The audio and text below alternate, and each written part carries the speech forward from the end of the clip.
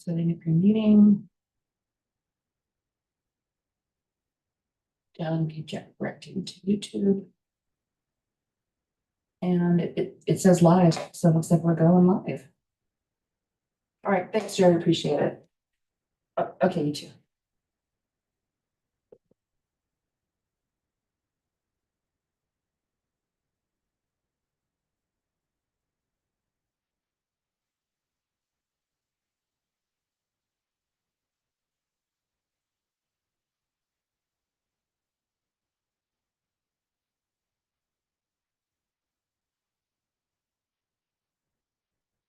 All righty, we're good. Now.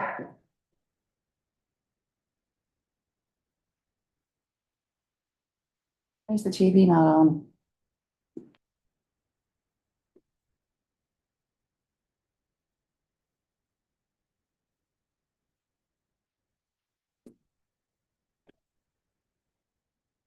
Why is the TV not on?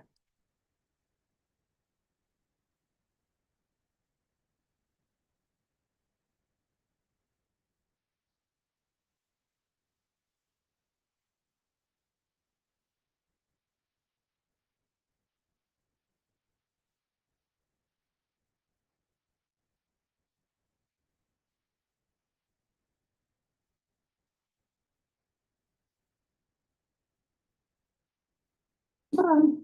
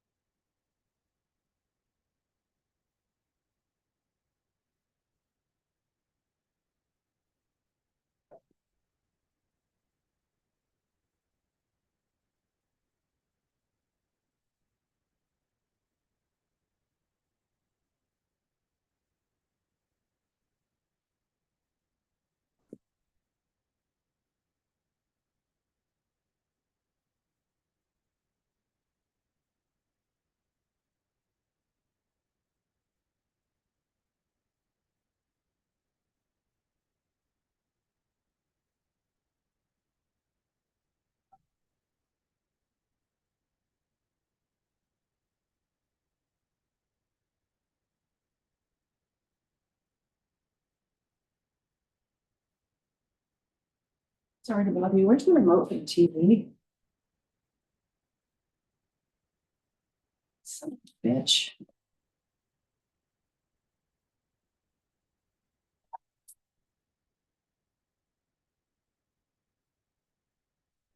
Oh, there it is. Sorry. You bitch, sorry. It's like at home, okay.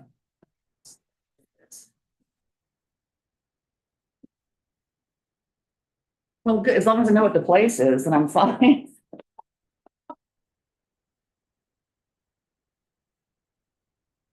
I found it, so I need to go to HDMI 2, is that what I do?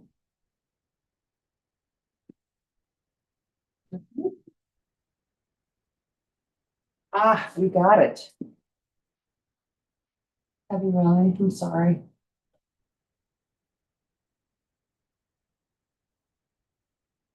Wow.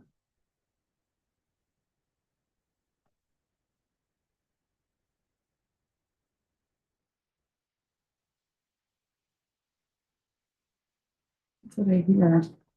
Okay, so I've got the, yeah. So I've got the Zoom meeting and I've got two pictures. So we have the Zoom.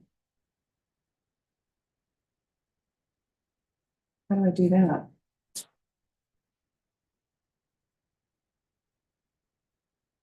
Okay. There we go. I got it. All right, I think we're good. Thank you, sir. Last up. Okay, talk later.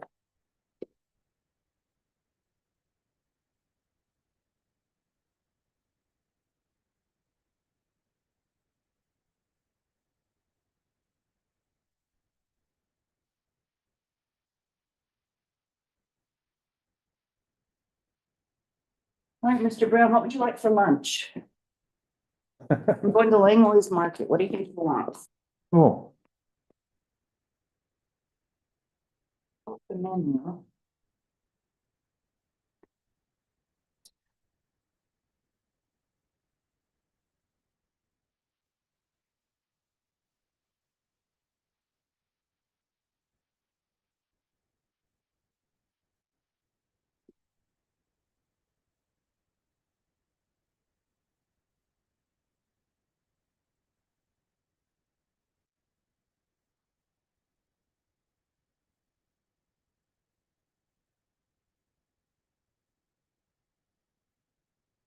So here's the menu, in question now.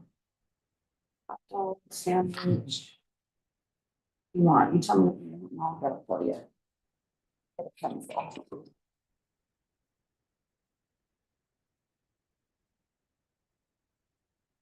Oops.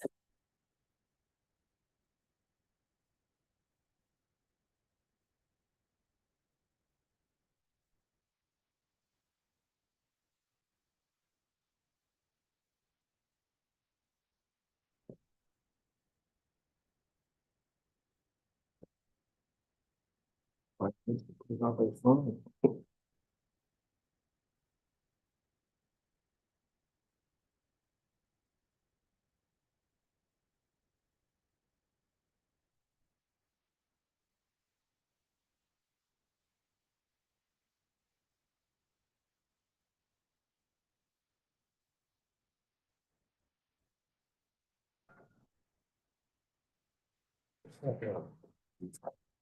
Ooh, that's good. Okay.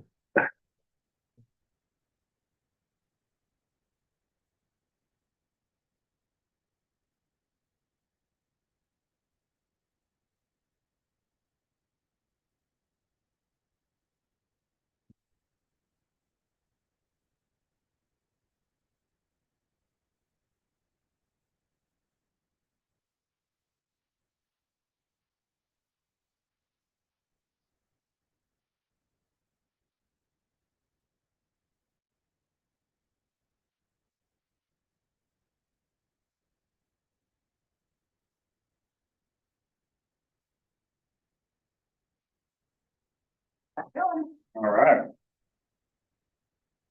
So.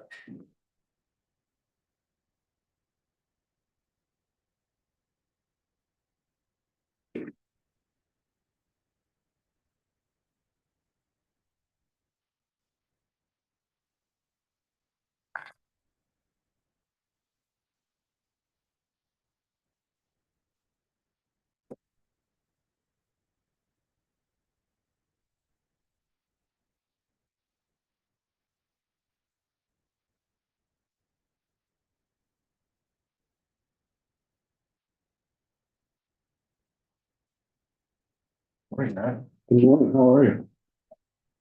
Good.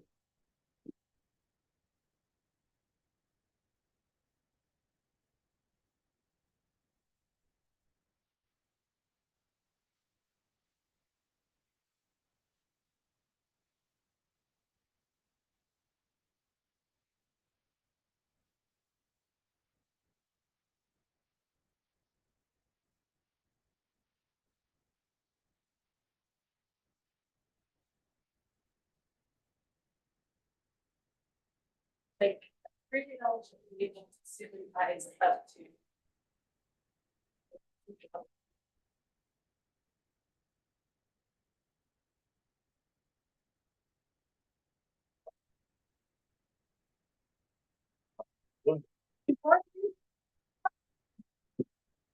And then me too.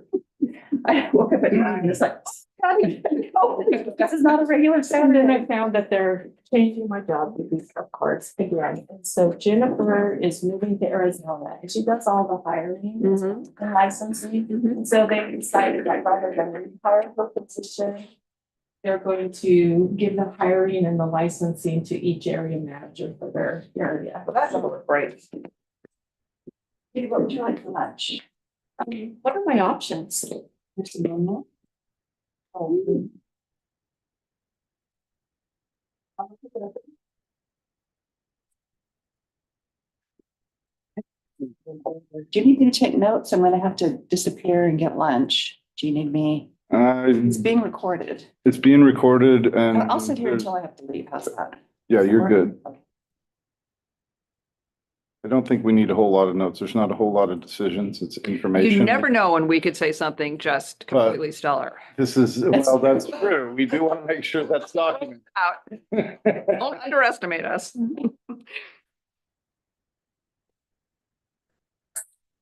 No, I'm just teasing.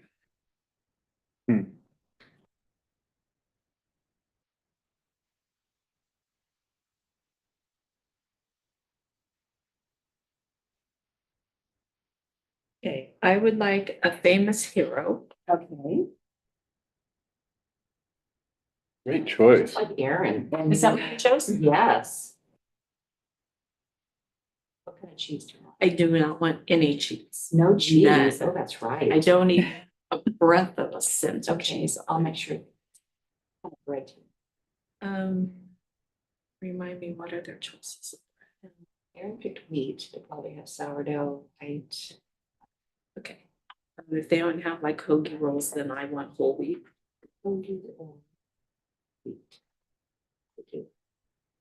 And it comes with like lettuce and tomato and stuff. You want all that stuff, Lettuce and tomato. all good stuff. Okay. And Thank I'm you just so gonna get- much. I was gonna get waters, but Aaron wants a Coke and. some Oh, chips. I can live with water, If there's something, I can get you whatever you want. but Well, I it think would be Aaron nice has to have very good chips. taste. Coke, chips. All right, there you go. Coke and Okay, chips. so I'm the gonna one stick is, with my original answer. Is it a fountain drink, do you know, or is it a bottled No, drink? I don't. If it's a bottled drink, I want a zero cherry Pepsi if they have. I think that's probably easier for you, Stephanie, to get bottled. Yeah. If it's a fountain, they're spillable. And if they don't Gotcha. have zero. And every time they go in a car for me, they are spilled, not just spillable. Right. And stuff. I'm not super picky, it's just I prefer. What would you like to drink? Water, I'm good with water. Okay, tuna, you want on white bread or wheat or what would you like? Oh, wheat, let's do wheat. Wheat? Did you send an email out asking this question and I missed it? I did, that's okay. That's one What day minute. did you miss it? It was yesterday. Oh, okay, well, that's. Yeah. If it came after like 10:30. Yeah, it did. Okay. And then, yeah, like chips. Like either plain potato chips, plain corn chips or something, no cheese, no cheese. I'll say that. I went with the straight lays too. We Yeah, have similar Okay. tastes. Sorry, I'm scrunching you. You're not. I'll just hover over you And it and looks like a lot, but it's only a quarter of a tree.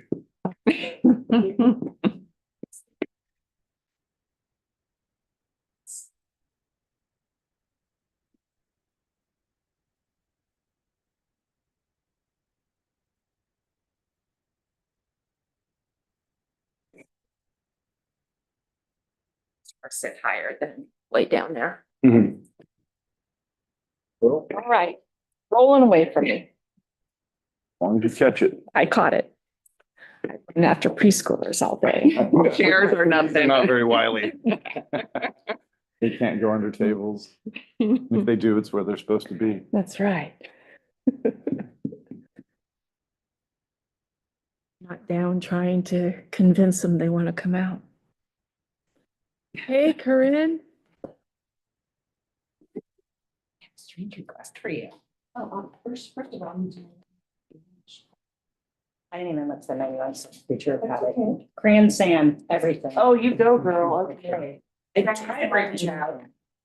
And is there specific? You think about it, but it doesn't happen. And then I'd like my 5 minutes of looking at the menu back because I'd already be eating. I do that with breakfast and at Mexican.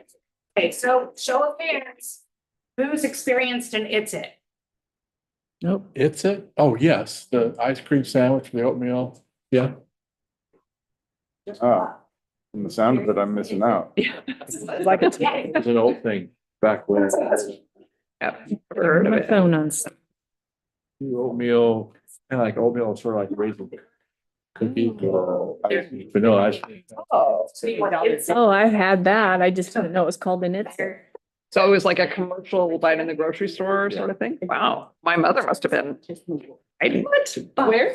Right at the Langlois Market is the place to get that. It's, You're hooked now, huh? Have you I've had been- the rubies? I've been. Portside Market? 'Cause those are pretty good. I don't They're know. about 50, they're like 40. Right, but these are like Worth it. 2 cookies, chocolate tipped, you are bonded by Baxter John. I took Lavender it ice on cream. there. It's like lavender cookie with All the stuff's on it. Yeah. They have all different kinds, they're right. I missed that. Okay, If it doesn't work, it doesn't work. I brought You know money. somebody- I brought money. so- Make sure you don't forget. Okay, this is my color, so. Right? That's Definitely a your yes. color. Some are longer. They did have one of those like classic breaker ones too, but Oh, I didn't. meeting's in progress, I better not. Stop shopping. Live streaming on YouTube, just so you know, that's being recorded. Okay, Would you call the meeting? this sounds like we're calling our meeting to order, so let's call our meeting to order. And begin with the pledge of allegiance. I pledge allegiance to the flag of the United States of America and to the republic for which it stands, one nation, under God, indivisible, with liberty and justice for all. Okay. So do you have this in front of you? Everyone does. I just Yes. noticed that you were blank there. I was like, I didn't want you to be left out. So our objectives for today is to obtain and review information from the long-range planning process, to obtain and review information regarding a potential bond campaign, and determine whether a bond campaign is in the best interest of the Port Orford-Langlois School District. If so, determine which election cycle to work toward, determine the bond rate and amount of requests from our community. And number 4, to provide input on community input meetings and bond communication. Okay, so first step is long-range planning. So this is this agenda is not one that's a formal agenda. The formal agenda is much more broad with just the long-range planning process. But I wanted to put this together to give us a kind of a roadmap of things to go through. So as we talk about long-range planning, and meeting those objectives that Judy shared, we did have long-range planning committee. I listed the people that were involved in that process. There were 2 board members, 2 parents, 3 students from middle school and high school, 3 of our teachers. We did not have classified present. Tara and Stephanie took part in a couple of those meetings. And then Shane and Lisa were there as well. So pretty wide range of people. As long-range planning committee, if you go down to B with the facility assessment grants, their work really came out of those 2 grants. They were $40,000 grants we got for each one of them. The first one was facilities assessment, and they send contractors and people from their department to just look at all the facilities on both our campuses. And from there, they provide input to the committee and to this whole process about what they saw as things that are in need of repair. And when we get into that portion of, you think of a bond and I always think of new facilities and new things we can put in place. But there is also a non-sexy part of it where you are taking care of the maintenance and facilities and making sure that we've maintained those things that were here before. And then if we're going to add new, we also have to consider how we put things in place to make sure we take care of those things in the future also. So that, there's always going to be big items that come out in a bond process, but bonds don't happen very often. In small districts, they happen even less frequently. So that maintenance really has to be embedded in the budget. But when we do have a process like this, and it's been years and years since some of those big ticket items have have been fixed, repaired, looked at, there is going to be a big chunk of money that we talk about and have to determine if we decide to move forward maintenance or new things that we need to move our education forward for our kids. And then the second part of after evaluating those facilities is having the long-range planning committee come together, and that's a group of people that are listed above. And that's also a $40,000 grant.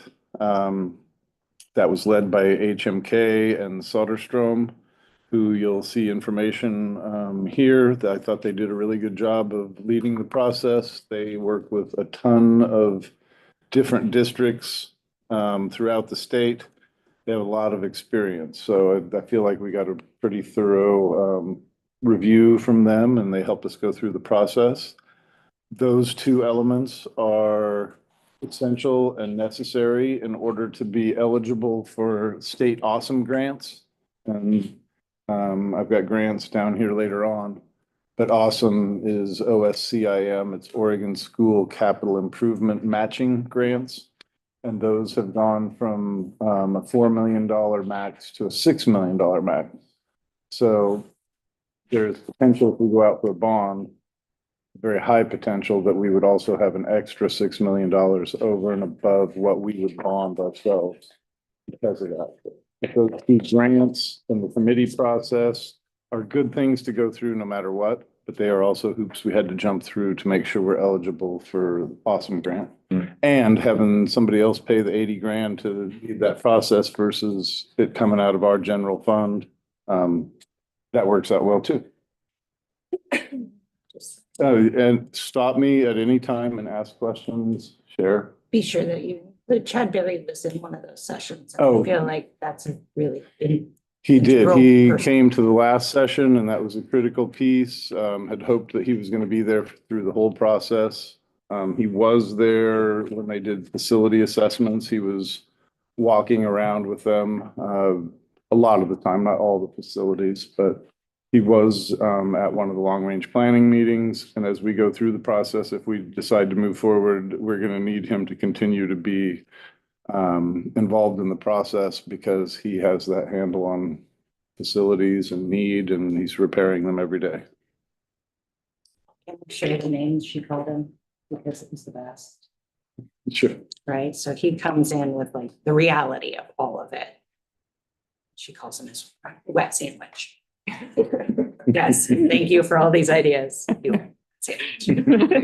But it's all real stuff that he has his fingers in. Yes, and there are some big ticket items, like I say, that would take away from maybe doing another new project or whatever, but that's the whole purpose of what we're doing here, is to involve you as the board in this. You're obviously critical players in everything we do.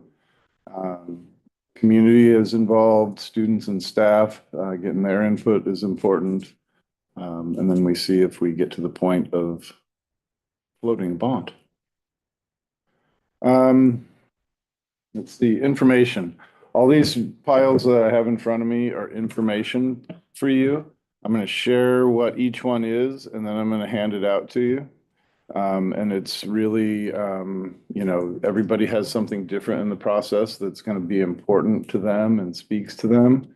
But they are all elements that lead us to what we may need in terms of facilities, what we may need in terms of repairing facilities that we have, how we move forward.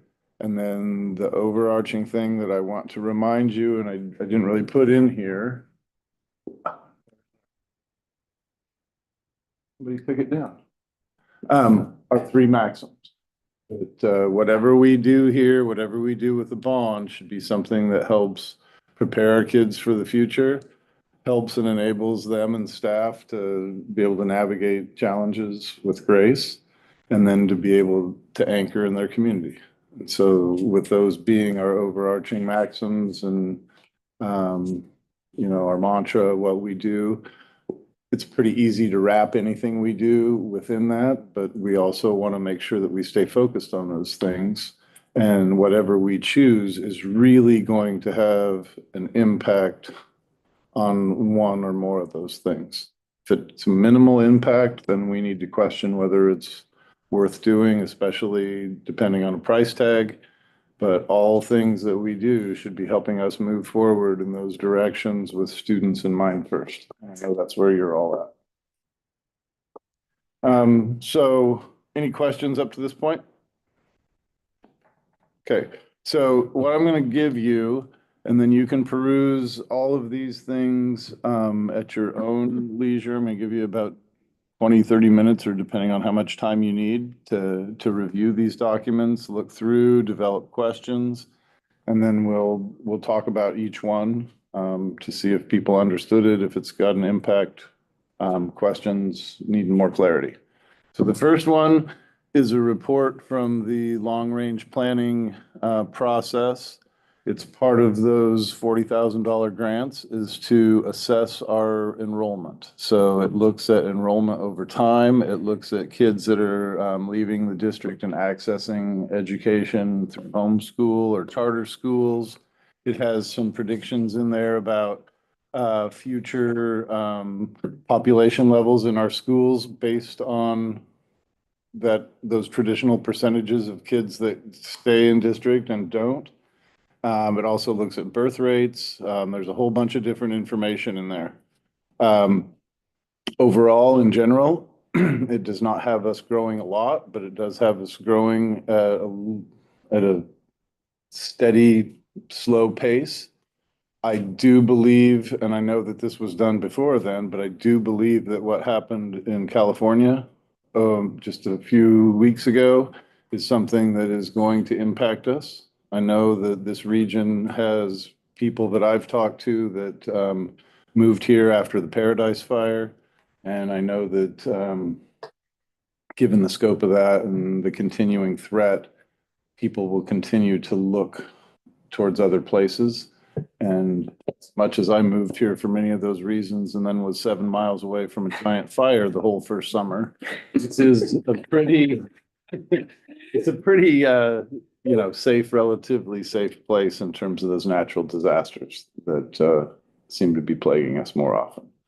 So I think that's something to consider that's not in there. It's not going to be a huge impact. It's not like we're going to get 5,000 kids trying to come to Port Orford because of those fires, but I do think it will have an impact.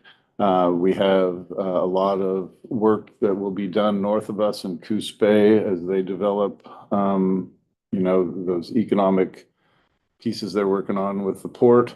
That will have an impact on us.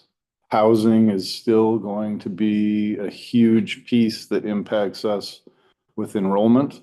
And then working to get message out to people that are homeschooling and attending other options, seeing how we can meet their needs and get them to come back. So those are all parts of the enrollment picture. The second one I'm going to give you, this is a document that is their questions from the long-range planning group, the architect and the planner. They are questions that were asked of the committee members. And so this just gives you a sense of where the committee was in their responses on what's important in moving forward with new facilities and the process we're talking about. In addition to that, this is much less, I don't know if scientific is the right word, but I have two things that I thought were important in the process. Number one, I don't know whether it's front or back, but there's a driftwood wish list. This came from Lisa Wendell in concert with Shane, talking about what are the things administratively that they see as needs at Driftwood. And then on the back side of that is an email from Hillary Johnson, our science teacher here at the high school. I asked her specifically, what would you need in a brand new science class? Because my thought is if we're going to build a classroom, why not build the most expensive one? Instead of just making it space, we get brand new updated science or something like that. And then the old science room can serve as new space, but we get something a little bit more out of a classroom project. So on the back of this is what she said would be necessary Obviously, it's not going to be an exhaustive list. This is her thinking over a week or two and sending it to me. But I wanted you to get a sense of that, what she sees as a need. And then I also wanted you to be aware of those things because each and every one of these things, as much as this is a science classroom, there are specific needs that we have in our regular classrooms that are similar to this. And when you start looking at doing a project, every single thing we do is so expensive to expand now, whether it's fixing a heating unit, adding blinds so that they can actually see when there's an overhead projected. All of those things are things that I would like to just be able to say yes as necessities. They're just essential, but they are things that are in that balance of if we do that, it's going to take away from somewhere else because our budget is already budgeted. So I just wanted you to have a sense of what she was requesting, a sense of one of my thoughts on how to move forward. If we're going to add a classroom, don't just add a classroom, make it the most effective, efficient classroom, and then we can live with the space it replaces and do something different with that. So that's that piece. This is an executive summary. The executive summary is actually much longer. So if you want to look at the whole thing, I'm going to leave it over here on the table along with a couple of maps. But when I hand these out to you, these are highlights of their assessment of facility need, of what we have, what needs to be repaired, how to move forward. So it's kind of their final report on the long-range planning process. Along with that, and these are materials that were given to us. Well, this was given to us at the end of the long-range planning process. I apologize that you get the front page and a couple of these have my chicken scratch on them. That's what you get for my copies. But this shows some general costs of big ticket items at Driftwood and Pacific for maintenance, for planning, because it's not just doing the maintenance or adding a new building. There are a lot of behind the scenes upfront costs with architects and engineers and all that that cost a lot of money. You'll notice these numbers are big. When you start adding them together, there's not very many projects that can be completed. On schools, we have to pay prevailing wage. So that means that when we have construction workers come on, I don't know what the rate is anymore, but it's like 60, 80 bucks an hour. They get paid more than every other person that works in the building. And we are by law required to pay those prevailing wages under certain financial circumstances. Most of these projects are big enough that they require that. So those things would take big chunks of money. But these are estimates of maintenance, planning costs, and then the back pages really delineate some of the different projects that were being discussed by the committee and how much each one of those would be.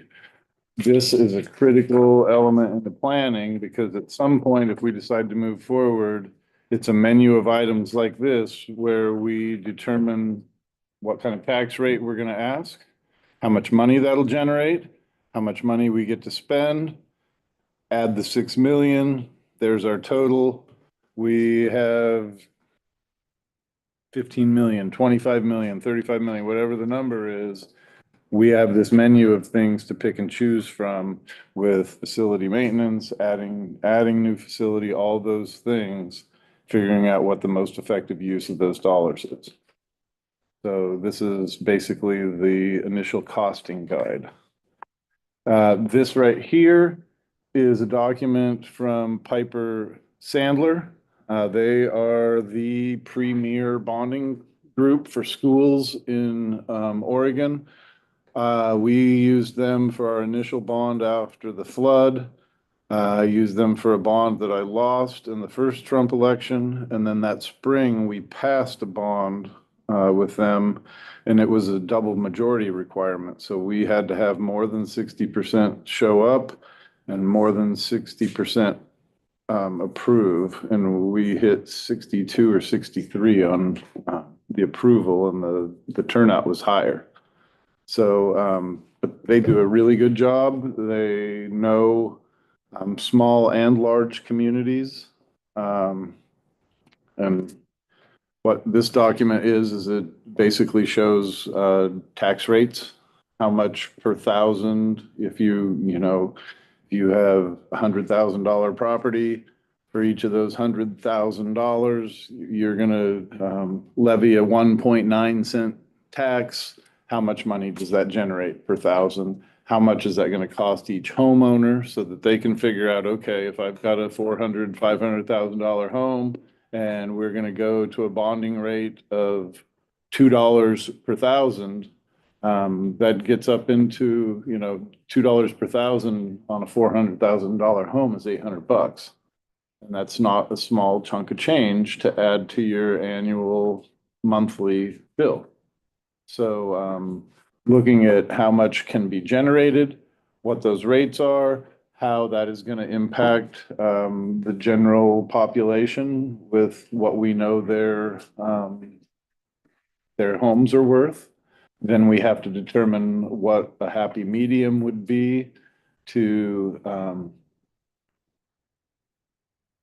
levy and put up for election a certain amount and have it be small enough that it's palatable for the community, but large enough that it actually allows us to do something. You don't want to waste a bond attempt on something really small, because you only get these chances the bond amount would be on there for likely 20 to 30 years, depending on the term. That's a whole nother decision, that gets made further on in the process. But, when the community levies those taxes on themselves for that long period, they are generally not going to come back and levy another one until that time period runs out and the bond sunsets. So, huge consideration there for not just how much money we need, how much money we could generate, but it has to be palatable to the voters or none of those calculations matter. Which leads to another discussion, which is another page. I have an initial page from David Williams, who is one of the people at Piper Sandler who helps with all this process. He was at the Beaverton School District for 15, 20 years, business side of things, and then as one of their public relations people. So he has a ton of experience with this process too, but he's got some levy rates here on this sheet. Shows that if we target a $1 levy rate, it raises about $8.8 million in project funds. And then on the back side of this, he gave some information on timelines. And that's another piece that I would like you to think about and consider and help make a decision if we get to that point, is which election to go out for. Initial thought by the project manager was that November of next year might be too soon. The initial thought from Piper Sandler is that it's doable with the timelines, and those timelines are on the back. They're pretty easy to hit because we don't have to do anything with filing or anything until July 1. So there's a lot of time in there. But the process of including the community, making sure that we know exactly what the community wants and is willing to pay for, doing the polling to really get a handle on that. All of those things take time. And if we are a yes and going to move forward for that election, then that ramps up, what I work on. If we decide to push it until the next spring, or even take a whole nother year to try and go over things with our community, and sell it, those are different timelines for me and the work that I do.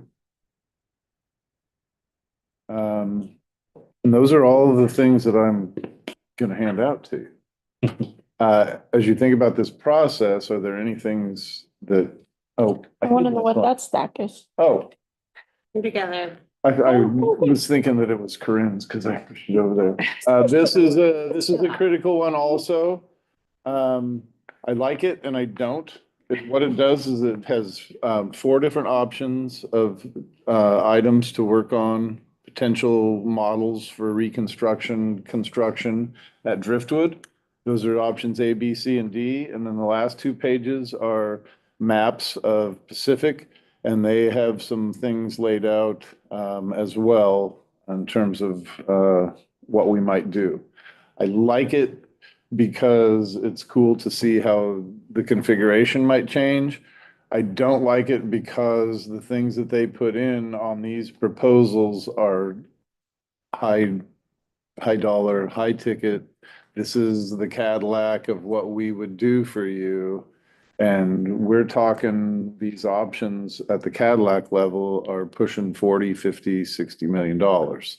And that's also not necessarily including all of the maintenance and facility, repairs that probably are a higher priority than doing a full meal deal on a remodel of one of the buildings.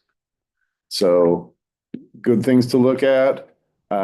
Keeping in mind that this document here is going to have that menu of projects that you can see in some ways on these maps. Sometimes you can't depending on the project, but that's what these are. They are project option proposals. And let's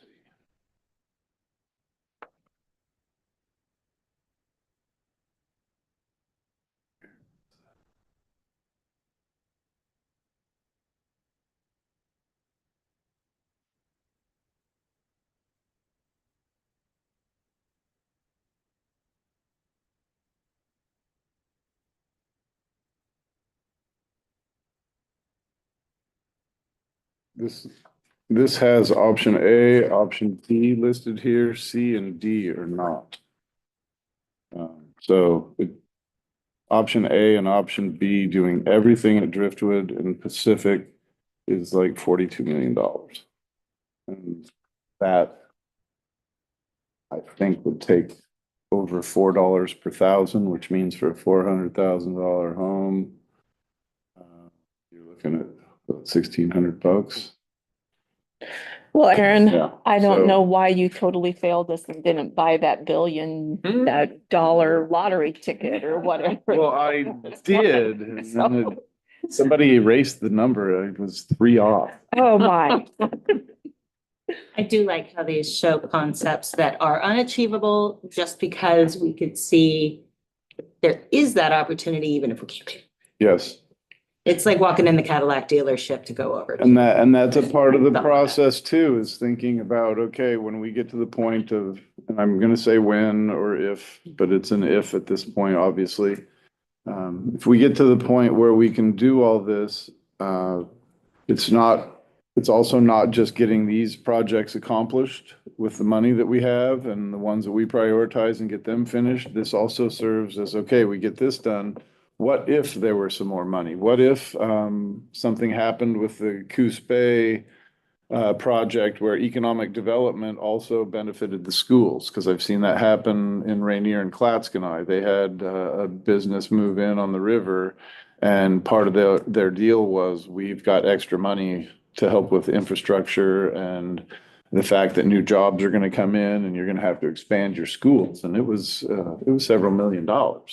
So not saying that's going to happen, but if we have a long range plan in place so that we know this is what we're doing now, and this is how these facilities fit into the next step of future planning, then it's a whole nother,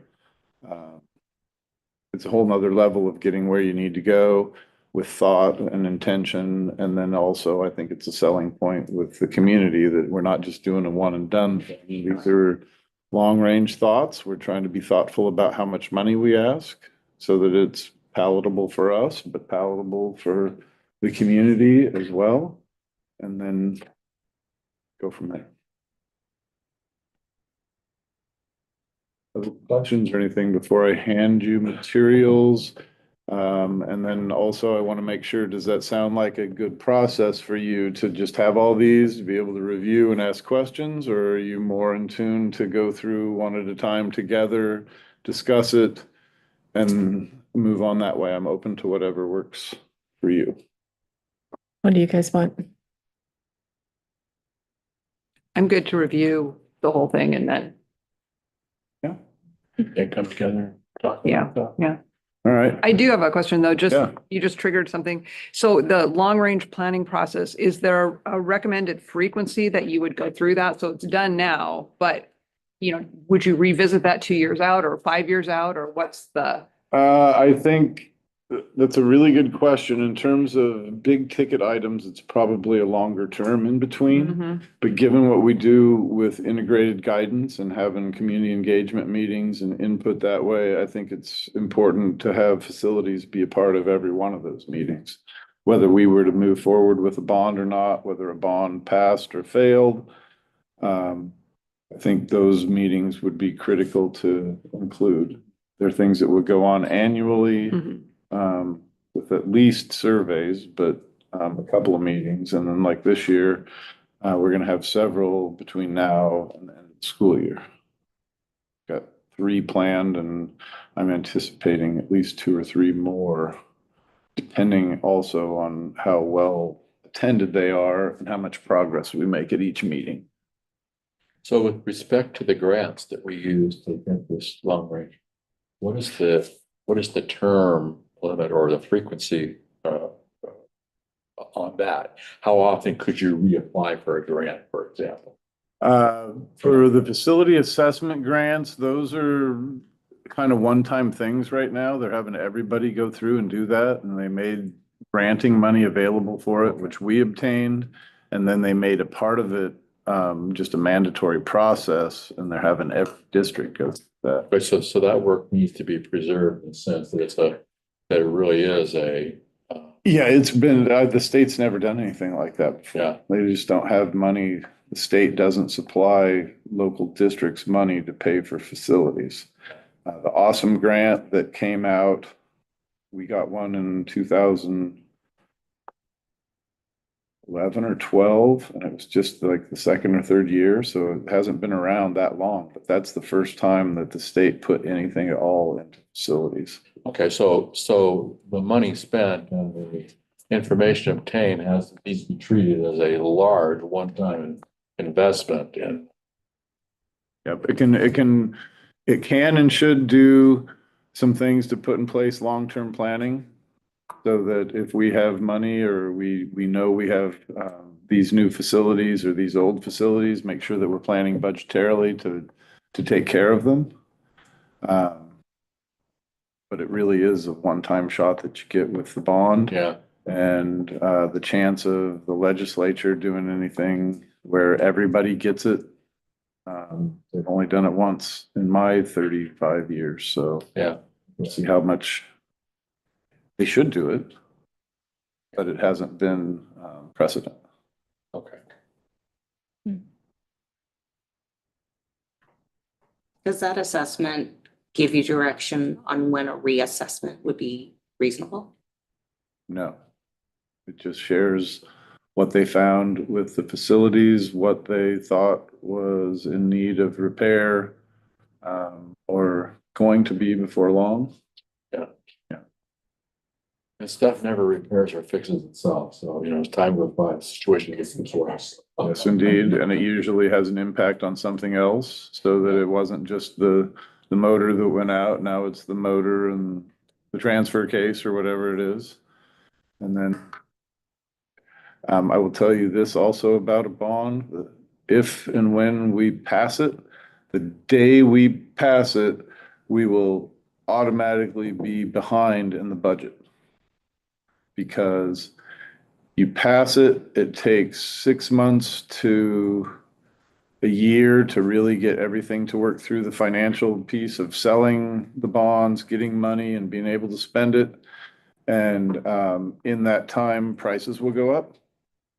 And so then you start the projects, and when you're talking about bigger ticket items, some of those, and they'll all depend on availability of contractors. you're gonna have stuff done between year 0 and 3 to 3.5 years out. And the amount that prices go up from day one all the way through those 3.5 years, you still only get, you don't get inflationary dollars on your bond. You have X number of dollars and inflation goes up, that means the amount of projects you can do goes down. Yeah. So that's another thing, for you to be cognizant of as we go through and talk about this, and it's something that I will share, but not hammer home with the public. There's things in the process, that are realities, but there's things, that are more effective for me to focus on in terms of getting something passed and getting those resources for our kids and our schools. And what about, and maybe this is premature before we actually decided like what's going to happen, but it sounds like a lot of this bigger work would be pretty disruptive. So is it included in the expenses, like where you would put kids in the meantime and all of Yes. that? Yes,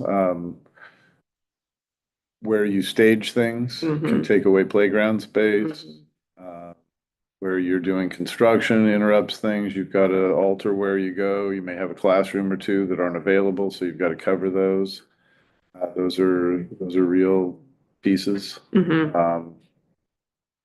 I know one of the schools in downtown Portland, they literally took out all their athletic facilities and then constructed the new school. And then they demolished the old school, moved into the new school, and then redid all the athletic facilities. They've flip-flopped, and that probably cost them a ton of money because the infrastructure for the building was here and Fields was here. But that's the way they were able to do it with staging. Mhm. Those are the things you have to consider. Okay, we're doing this project. Can we get it done during summer and have Never, no impact? never. But I will tell you, and I've told you this before, I've had several of these projects go, and every one that they told me they were gonna have finished, No, including the cafeteria, Windows. including the windows and everything else. never gets done on time. Never. There's always, we're gonna be done before they move in, and it's either the end of September, and I've had it go all the way to the end of January. So it will be, that's the one guarantee I can share in all this, that it will be over budget and likely not on time. And underfunded. Yeah, there's a couple of projects that are on time and they finish, but the overall piece, something will not be done when it's supposed to move in before kids come. But knowing that, planning for it, Yeah. we can minimize the impacts. All right, I'm anxious to see all the papers. All right. So and while you're doing that, I'll ask a question while you're doing Okay. that. Is there Yeah. any indication of like, things that are higher importance versus lower importance?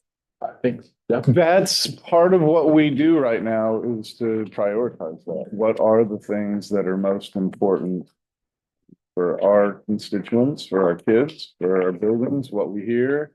Everybody's gonna have their own opinion.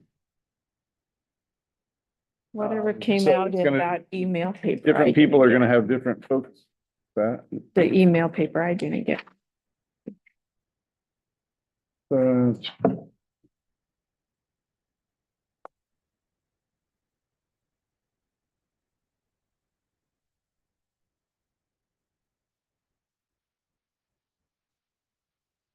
hope all this gives you the information you need. If you have questions about something and there's not an answer in any of these resources, let me know.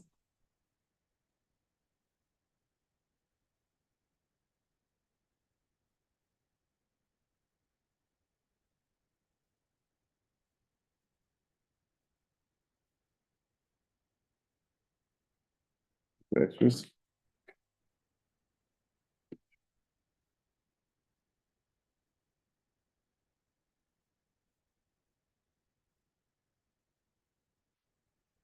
Right, I'm gonna leave this time open. It's 20 till 11. Give you at least a half hour to look through. There's a lot of stuff there. If you got any questions, ask. If it's one you think for the group, I wouldn't mind hearing questions out loud. And if we get to a half hour and you need more time, or you feel like you're finished, earlier than that, let me know.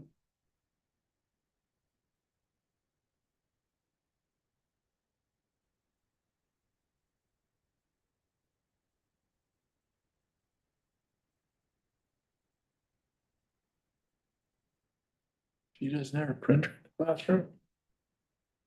What the heck happened to it?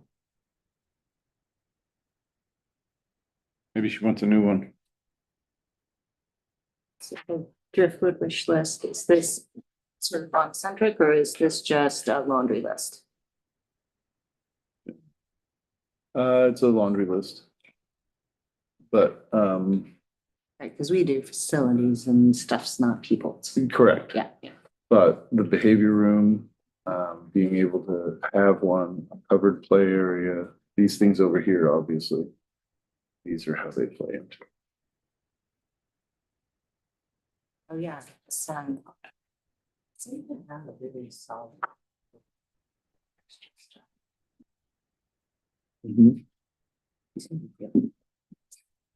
The more things we have for kids to do after school, the less You likely seem to they be are to get in trouble. consistent, and then have supplemental moments that they're always doing, but they have these ongoing series of 6 programs.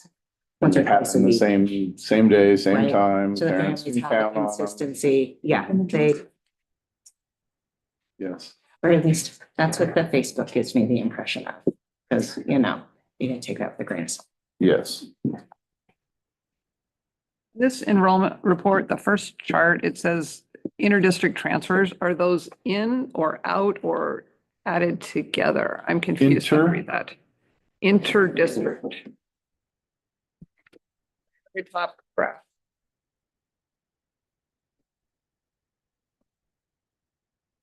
So these are kids that are going out. Okay. Okay, for that year, that's how many. Yep. Okay, And when they go out, our biggest places they go are Bandon Mhm. and Winter Lakes. okay, And then the other ones that they would go to that would be included in there would be charter. Nope, charter schools is not included. That's on Is the that- second page. So you got charter school, homeschool, and those interdistricts are either going, most of ours are going to Bandon or Coquille. okay. So the homeschool and the charter school are not included in the inter. Correct. Okay, So when you look at those numbers, there's a significant Yeah. number of Yes. kids that are not Yes. going to school here. Can you explain this statement? Don't bully some? Remember, these are also students offering on a Post-it. So that context might give you there may not be all words. Okay. Yep, that is good Okay. information I can have. They just took what was on a note and put it down verbatim. And then it was All right, it threw me because through a it said the whole different adult community. Yeah. that doesn't know them Yeah, and then put into this. okay.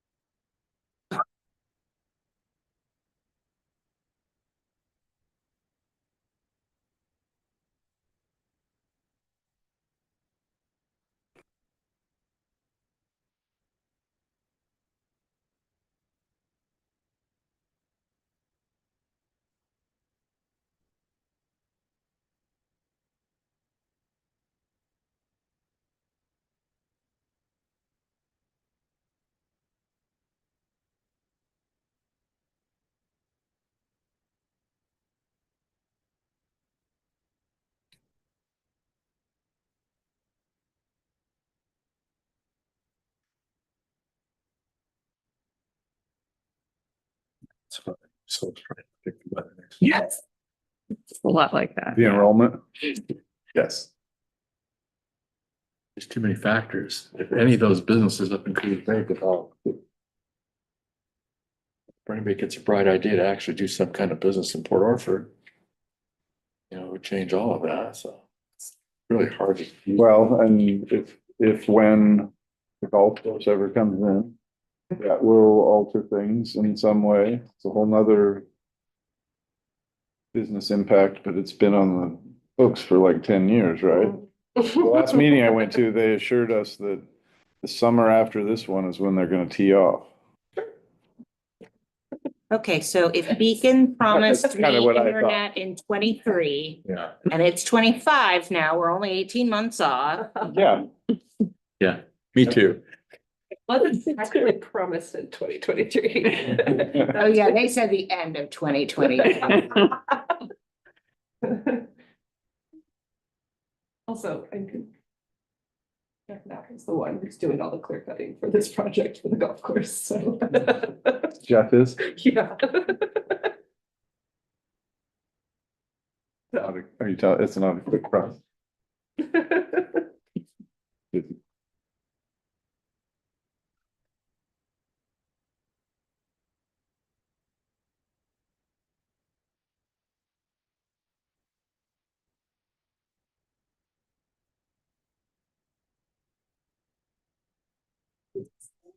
Last year. Inter-district transfer, like what? I guess, Yeah, it's a big spike. right?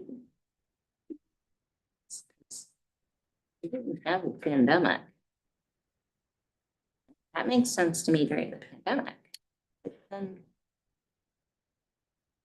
I don't know, and the other thing is that our enrollment last year did not go down.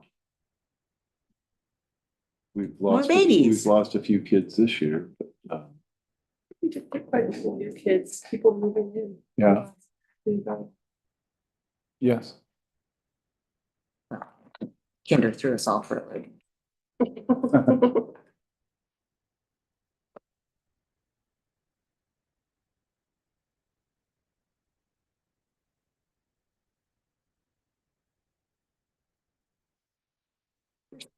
Become a thing. Was it before 2000? Nope, it was the year 2004, 2005. That was the year I left SIO and went to Vernonia. And the superintendent that I was there with in SIO brought in the Oregon Connections Academy. It was the very first charter school that was allowed to come in for profit. Mhm. Whereas the ones that were sponsored by districts were with a educational intent. And then there's been a whole bunch of other ones that have come in since, but that was the first big change with charter schools taking kids from other districts. I don't really know much about charter schools. What is the difference between a charter school and homeschooling? So a charter school is something that's sponsored by a school district, or an entity. And it is, specifically goes through a school district. So if we had a charter school, the kids that went there, the money that they got from the state would come through us. But the charter school only gets 80% of what each kid brings in. So if each kid's worth 10 grand a year, the charter school gets 8, sponsoring district gets 2. And that's for overhead costs and, you know, there's usually facilities involved and such.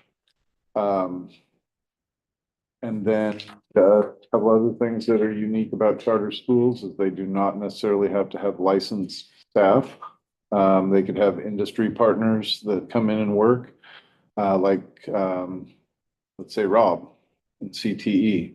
He had industry experience working in metals and wood and such, but was not a teacher. So he comes in and he has to now jump through hoops and do things to become a teacher, understand the ins and outs of how you put lessons together, assess kids, all those things. If it were a charter school, he could just come in and start doing that work without going through the teacher hoops.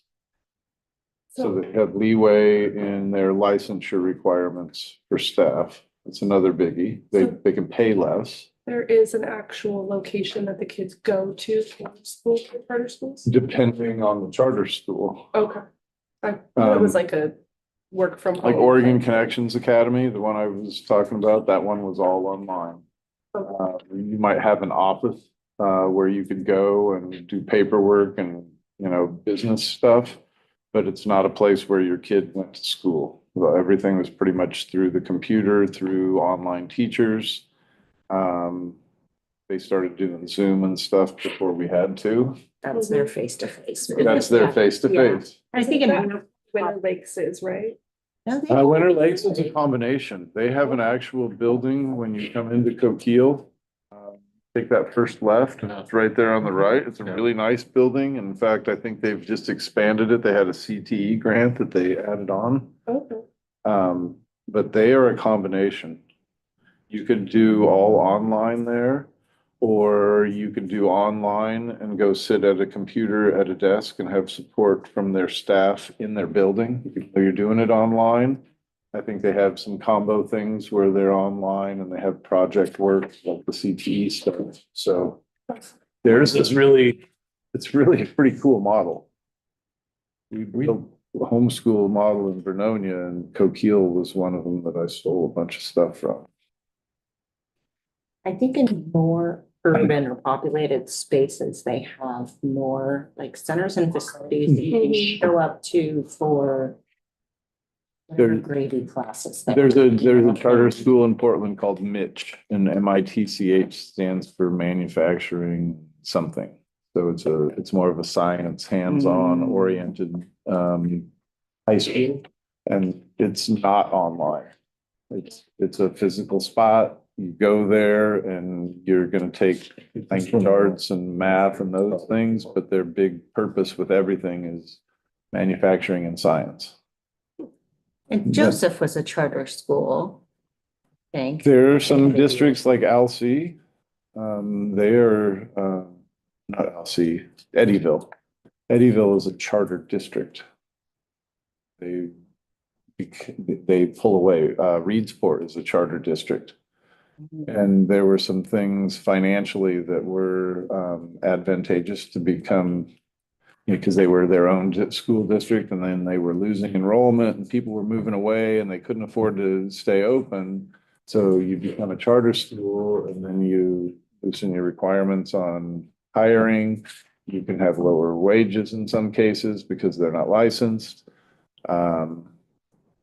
And there was initial startup money that came into charter school districts if you were approved. I think Camas Valley did something Camas similar. Valley, yep. But it sounded like that saved their tiny school in the space and. Yep, there's a lot of them. We were gonna do that in Vernonia when we were in debt. We were gonna be a charter district, but they changed the rules and they don't give you quite as much money to start up. So it was not lucrative, but I think For it saved some- their little school. I think being Mackenzie is K-12. a charter district. Surprising that more schools that shut down don't do that. I There's- think it made I a think big draw there's- for their sports and their athletes, because they could take athletes from all over. Yeah, So then they really like Mhm. made their own team. yeah.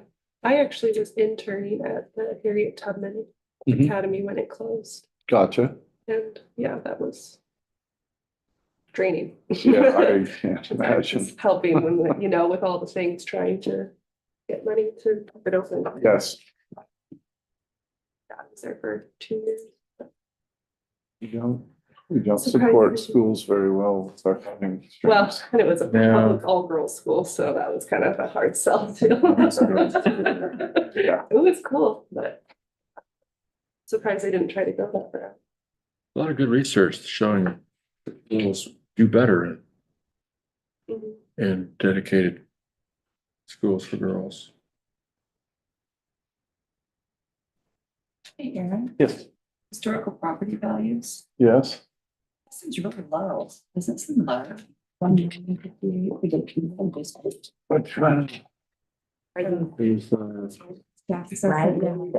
that it? this one, Page the one with the, Order for historical property value. Yeah. No, that seems incredibly low for. page 3. I am Or guessing, is that just the tax assessment? This is real market value. I'm just, I mean, that just that's, seems that's, insane. that's a billion, Oh, billion? yes. Oh, okay. Oh, it is. I'm Two thousand sorry. twenty-four is the first year it went over $1 billion. Oh, okay. I'm sorry. I was thinking billion. Never mind. Just No. Correct. I was looking for something because a lot of times they'll put, those numbers are in millions of dollars, but I don't see anything there. But that's, no, That sounds more like it. it's got one more place.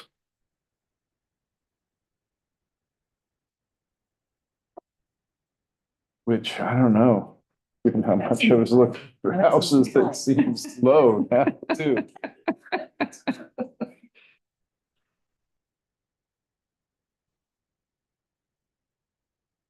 It's that's $100 million homes, isn't it? Or $1,000 million homes. An average home is about $500,000, it's like just for a standard. Something that's got 2 toilets. Honestly, my house was 400,000 and it's just a basic 3-bedroom house. There's nothing fancy about it. Thing we were looking at was, it was like 400, 500, 600, and it all needed $100 or $200,000 worth of work at least. Yeah. Makes absolutely no sense.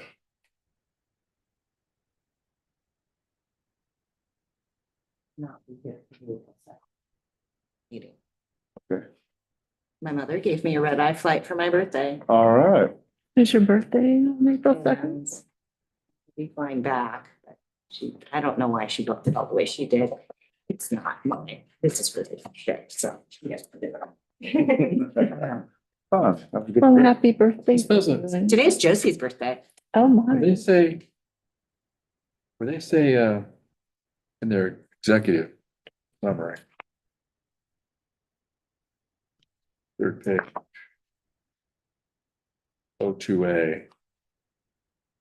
Boiler house and parking needs work to function best. They took the boiler out. What are they gonna do to make it work better?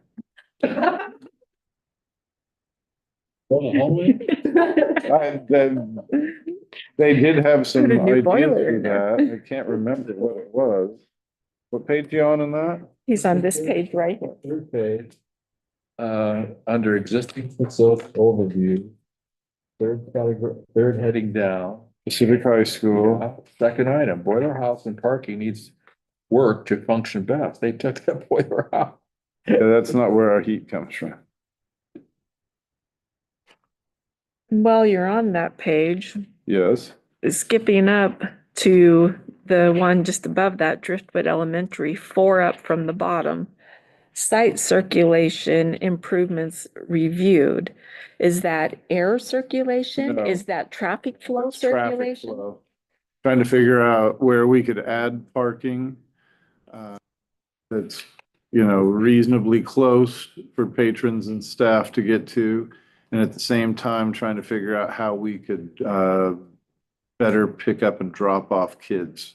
Because right now, we can line up 3 buses and then our 4th one sits across the street at the stop sign until Plenty one of moves. parking out behind that. They had talked about having some sort of a, taking the front lawn, making that like a drive-in place, which I think would be ideal. But because it's US Highway 101, that is not an allowable thing to do with our school site. And the existing parking is actually an easement, Yes. right? So And it's we not even share really it. It's- ours. No, it's city property and we share it with the health center. And we usually have 2 or 3 cars that have to go, down the road a ways, which is not terrible, but it is windy and wet. It does that once in a while here.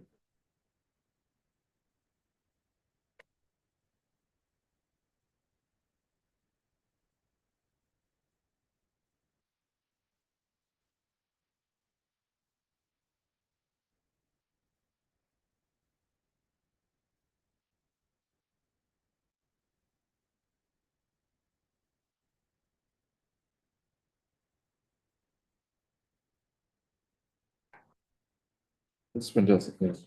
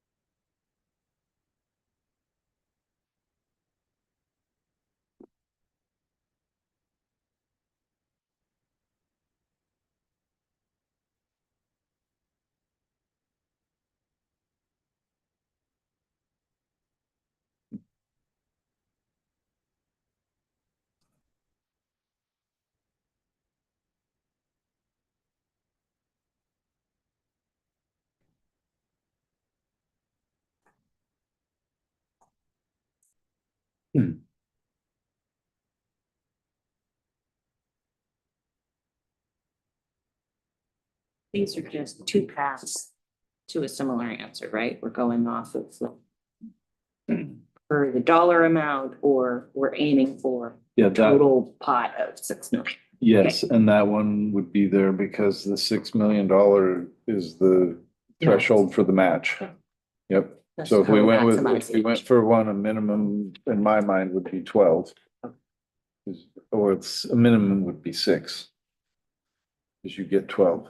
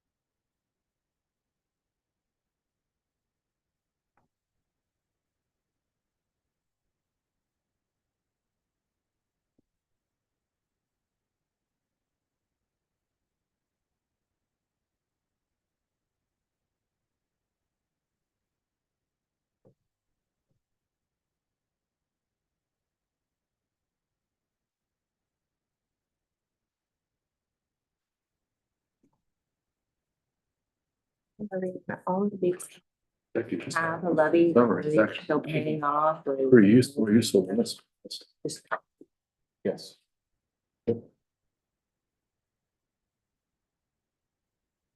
Zero.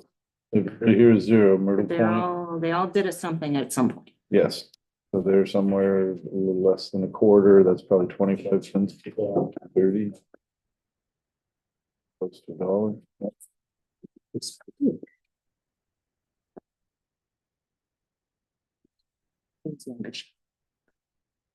If they did it, they did it.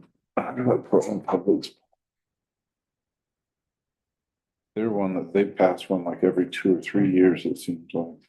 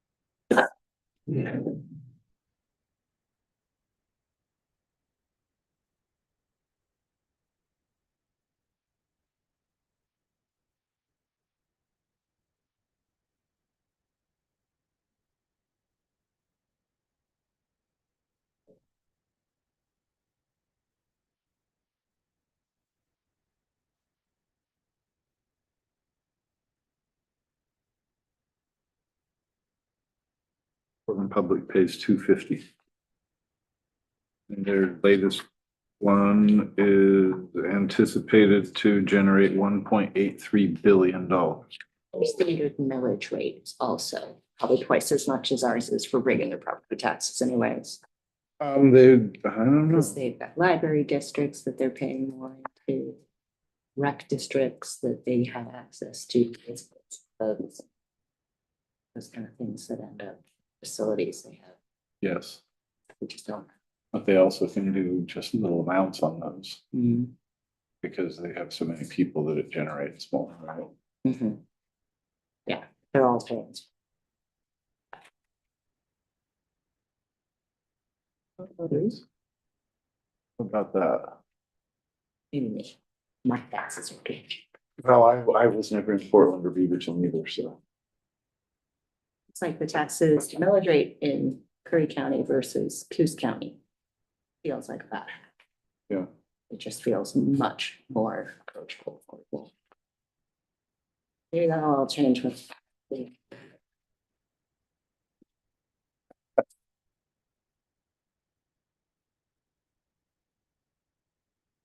Well, it might not be so bad if they find where the $2 million came from. It's not in the trees. But isn't there another 4.7 million that's missing too that I? They're down another 4.7 somewhere? Well, I'm not sure. I keep Didn't hear that, hearing about that. Mm, but I heard the 2.2 yeah, from several different people. yeah.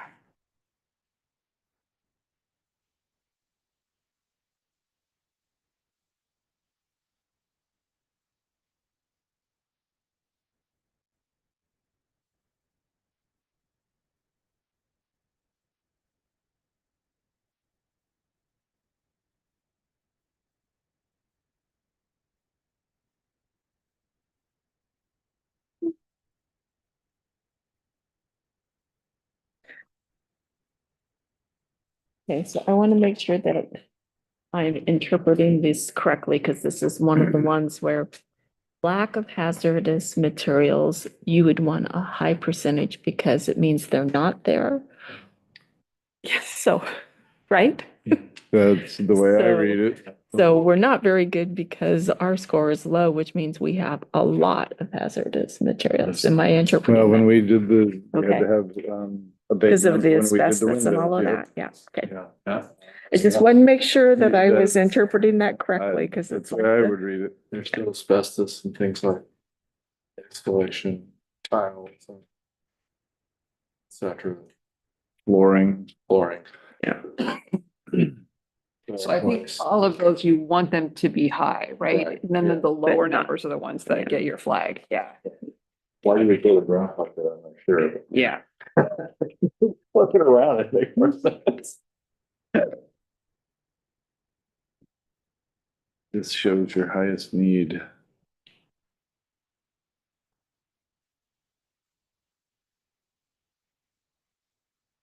This bathroom has not changed since I went to that school in 1969.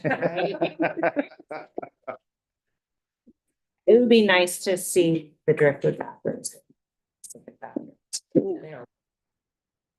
The classrooms have changed because in the years I went to there were many more classrooms than what there are now. They've knocked walls out. Oh, and really? Large Oh, they were tiny classrooms. classrooms? Yeah. And what for a while was staff room, which I think is probably not the staff in room anymore since you've done the rearrangement. That used to be the library. Oh, that whole front end was the library, and then part of it got, No, No, for that. Just that little room. before that little staff room was the. oh, that was the library. And then some classrooms got taken away to Yeah, make the because real what is the library. library used to be like at least one classroom. I think there was two classrooms and the wall was taken out to make the library. How many And kids then, did you have in your class? well, my class was the biggest class that probably has ever gone through here. When we were in seventh grade, there were 66 students. That's a in the lot. classroom. And so how many grades, how many classes of? There was always kindergarten? at least, we At didn't least have two, sometimes kindergarten. three. Well, first grade, second grade. There was always two classes of each grade. Okay. And then our seventh grade class, we had three classes. Yeah, it was 66. Although my first year of teaching, I had 32 and my teaching partner had 32. We had 64 kids in basically one room because we opened the wall. So then when did it all start to trend towards one classroom per grade? When the mills closed, Population went middle down, of 70s, all of the mill industry. middle 70s, early 80s.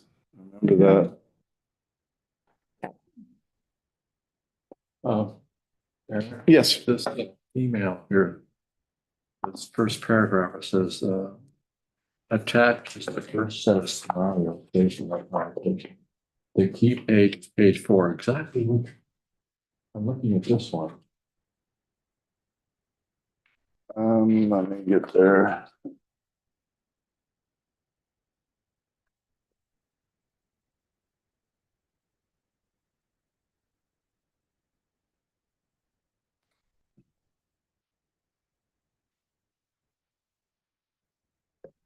Talking about levy rate. We kind of summarized them in. So 'Cause, yeah, that confused me too, but I think he's just, Yeah. And that's where I'm looking. and then, but one is, I'll go see. Page 4. The summary of the two scenarios. At a 1 point, at a $1 levy rate, which is what I'm trying to say, because I don't see that in the table on that page. Is that one of the other pages?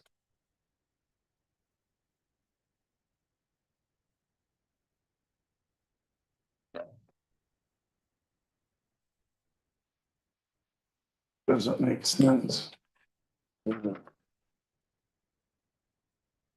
page seems to be dealing with, levy rates per $1,000. And what, I just don't see where there's anything on there that says showing what we would raise if we got a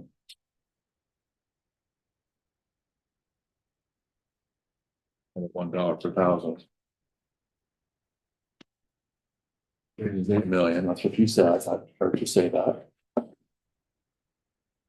don't see how that page 4 equates into that either. That's fine.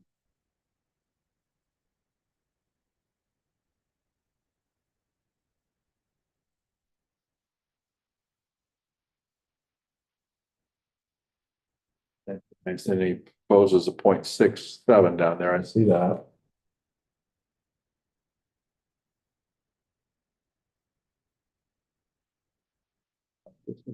I don't see how page 4 is relevant. Well, it looks like it's, I mean, on the right-hand column of it does have, levy rates that are dollars per thousand. Just I don't see where he's plugged in the numbers. Yeah, but those are general levy rates for everything else, I believe, because if you look in the third column on that, it says bond rate, and we have a dash because we do not have a bond with our school district. Look up at the top, Coos got $1.52. Yeah, right here. Yeah. Yeah, I think this must be a different page We 4. do not have a bond rate. Yeah. So I don't see how that Yeah. chart gives us anything of the two scenarios. Exactly, that's what I was asking. Yeah, it must be a that- different that page doesn't 4. make Was I looking in the wrong place? No, it doesn't make sense to me either.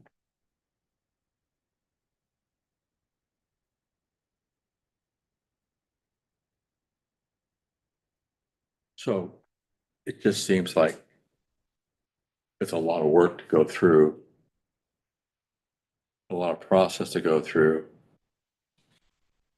If you shortchange yourself on the amount, on the levy rate that you propose, because okay, so you get $6 million and you match it with, what can we really do with $12 million? Right. And that's the puzzle, how to figure out how to put the puzzle pieces together. Yeah, Is to figure out, number one, you kind of look at, okay, these are all the projects we want to do. You want to do everything, but that number is usually too high. yeah, right. Yeah, Look at all, if you just did the things you have to do, you probably have plenty of money to do the things you have to do, but that's hard to get people to spend tax dollars on just to fix plumbing and electrical. So you figure out which projects are new that are needed also. You're gonna have to get there and looking at what is that total price tag for what we really want to do. And then looking at how much money that would, what the tax rate would be to generate that much money. And then figuring out how much that tax rate impacts a typical household and determining, and then that's the roll in the dice. Is that the right number? Yeah, yeah, Does it get us as much as we need? yeah. But people are happy enough that they're willing to approve. Have to show you're advancing things, And that's, still not but fleecing. that's people. why looking at these numbers and figuring out which projects are most critical and then putting dollars to them. And then the final prioritization, and that's getting input from you all on this. That's obviously administration looking at things and what our opinions are, getting other staff and student input, and then community and parents. And then once we develop that priority list, then the job, and that's further down in the agenda, but it's really then how do we communicate that and sell it to the public? So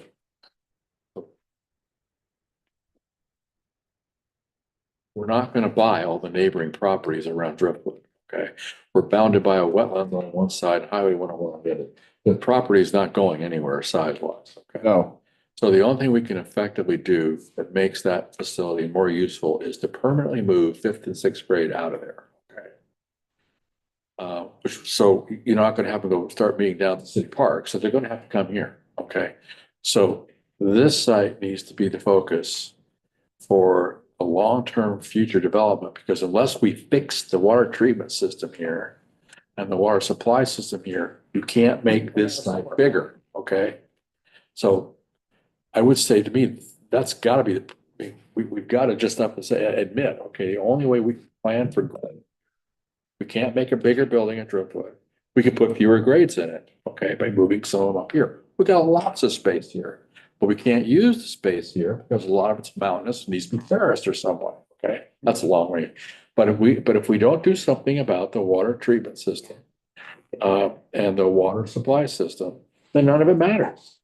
Doesn't matter how many buildings or people you can fit, That's right. no matter how fancy your hoods are. That's gotta be number one Yeah. on the long-term fix-it list, okay? And then, yeah, can we make some space by putting up a new, I mean, well, I don't know.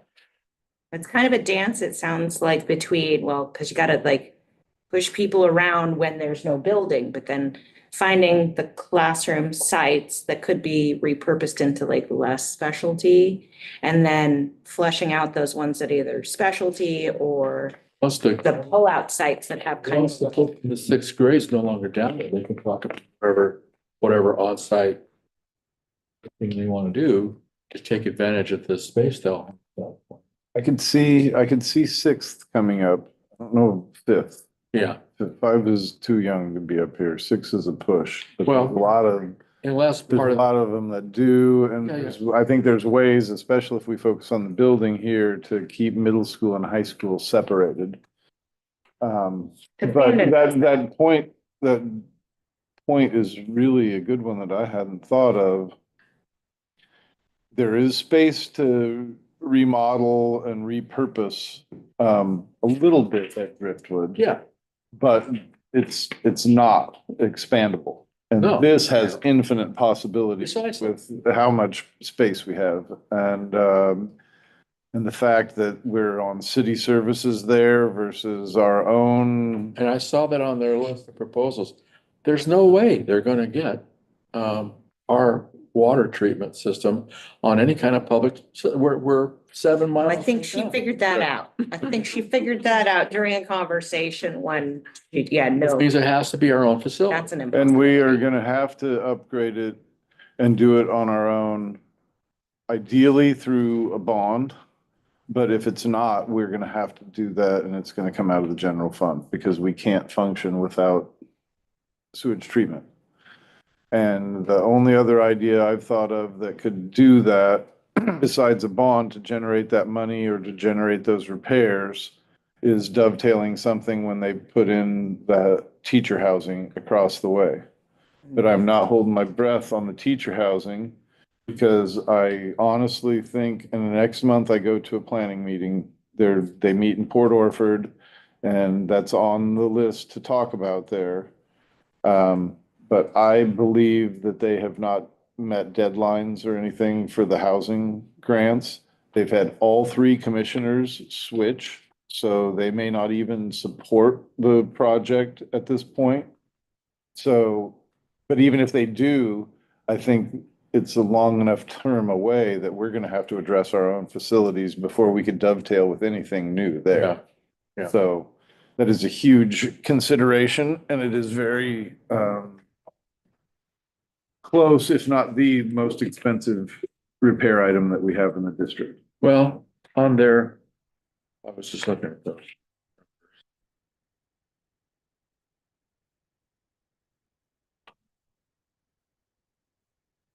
But those conversations and what we're talking about right here is exactly the conversation that needs to happen with all the groups and then with everybody. And then that gets us to the point where we can really determine how much money we need, what are the priorities, how much money we need and how much money can we raise Right, yeah. to meet the need. 1.6 for the upgrade to the on-site treatment system.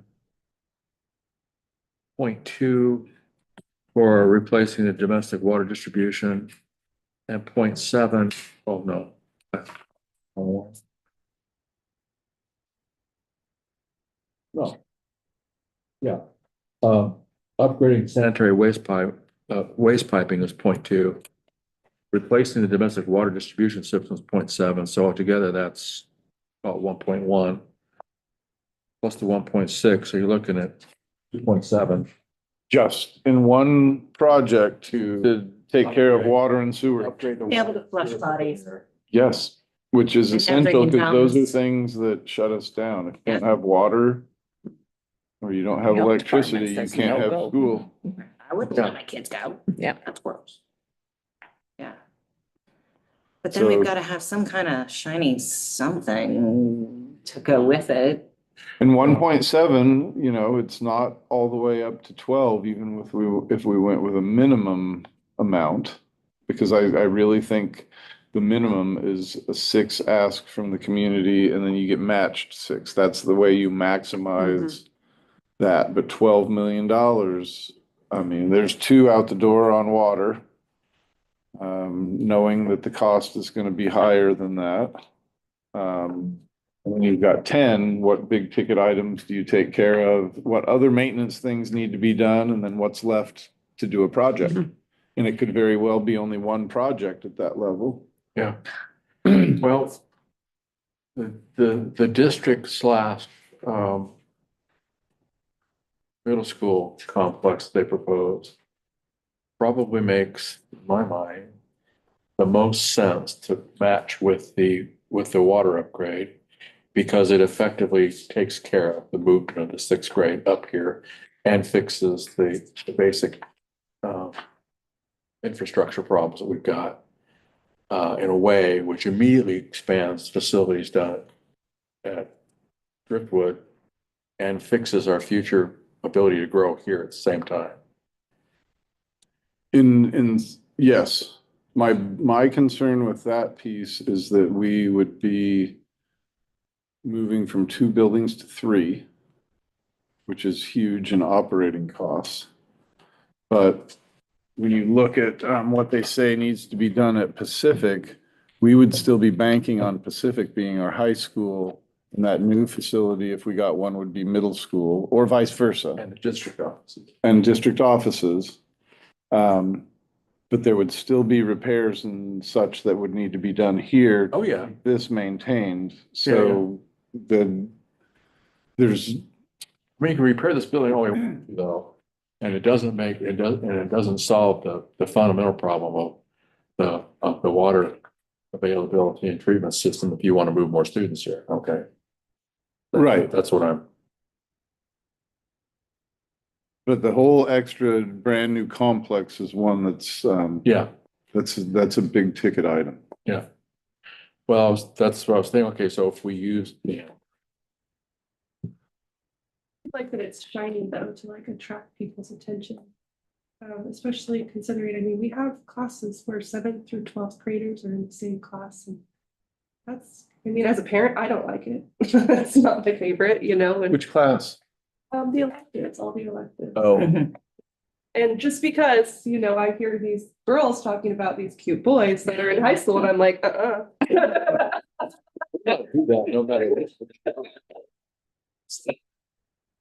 They do social dance together though, right? It's like they're No. dancing in hallways, there's having a cafeteria shared and then there's.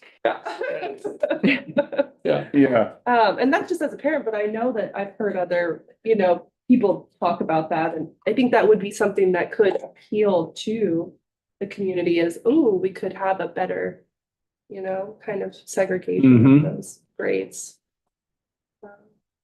I think that would be a shiny thing. Are we in a place where we can build up? Right? Didn't we establish this whole building was able to? I was told that the building plan was originally a two-story building. That's right. So I'm assuming that, that the foundation and whatnot they put in would support that. Okay. So but they told us that the cost of going up was on a par with Going out. Building a new one. and created its own set of headaches. on Yeah. top of it. So that's Yeah. clear. Oh, I know another thing that it does is that, you automatically add several $100,000 to anything because you have to have elevator. Mhm. To meet Right. ADA Mhm. requirements. There's no other way around it. The only thing I could think that would, well, no, you'd still have something. I was thinking if you built into the hillside, you could potentially come in on the second floor But you still have from to the get up ground. to it But you, weather-wise. yeah, that's not, The hill's not close enough. no, it's not. It'd be a long walkway.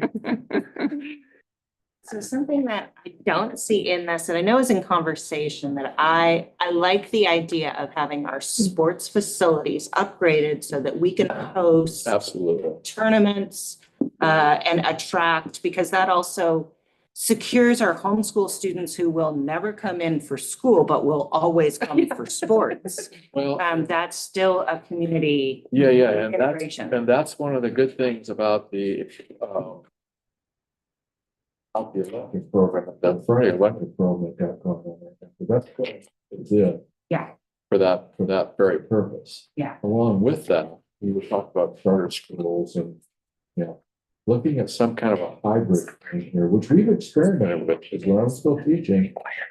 They gave me a period a day where I had students in my classroom who were all doing independent studies online someplace, or needed a supervisor to do something for the technology, and answer questions. A human to be there next to them and just. So these It's gonna be kids, a hard I had 8 to 10 kids. right now with seven. Everything from small engine repair to taking up a history class. That And that's a high school. But you. That's high school, but we also have 7th and 8th here. Spin the plates. Yeah. on Oh, the definitely. stage. Without having to- What I had thought suggested at one point And so that would. was.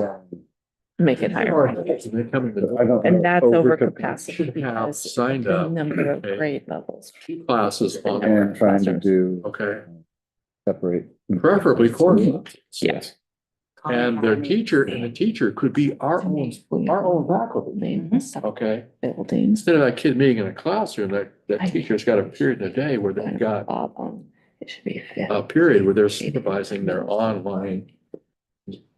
Yes, because if you did that, it makes the schedule more flexible. You don't no longer have to say, oh, I can't take a shot because I've got to take out the 2. Switch them that way. And the more electives we put in our I schools, would think you go to your highest one if you're building a new building. and Yeah. the more kids will drop out. It's like the sports. I hate it because as a science teacher, I got sick and tired of constantly having to fight with sports just to attract dollars and attention, It's not that. But But it would- reality is For that. families and kids, School could be. they look at those things more than they do the academic opportunities. Yeah. So if we keep losing our elective, It would be mine. we lose the draw. It's That's right. very- So not having a field where we can host games here, that hurts us. So the Okay. concessions was something that you brought up, and I thought for sure we make some adjustments in the concessions to make that a lot more lucrative when it's out there, because people don't always end up in that In this spot. space. Right. What I really hate about our concessions is that people are walking on the track all the time. And so you have these kids that are working so hard. And then, you have people just walk right out in front of them, and then these kids are scratching their lips, and it was really discouraging. Or they haven't got. And so, Figures that. I was actually. We were just literally just patrolling it to be like off the track, off the track, off the track, the entire meet. Yeah.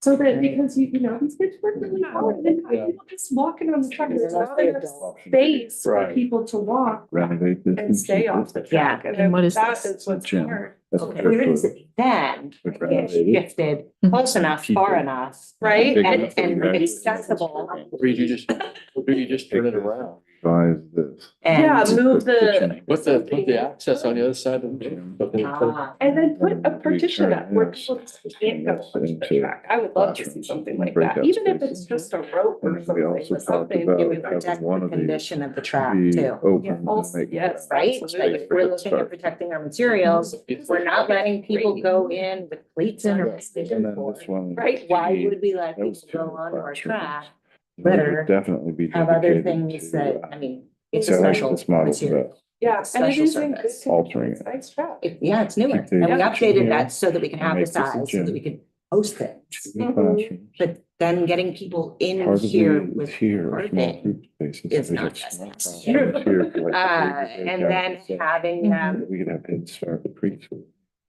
use more money, Renovate that spend for a more couple money at the classrooms, add a concessions, gym, which is sort play of the, shop. you know, But the gravy. I haven't put the dollars to it because I think The end, so people would cover the side high more, school. and then that would lead just the pathway. You know what I mean, something simple like that? Oh, I went complicated, Okay. sorry. A gym.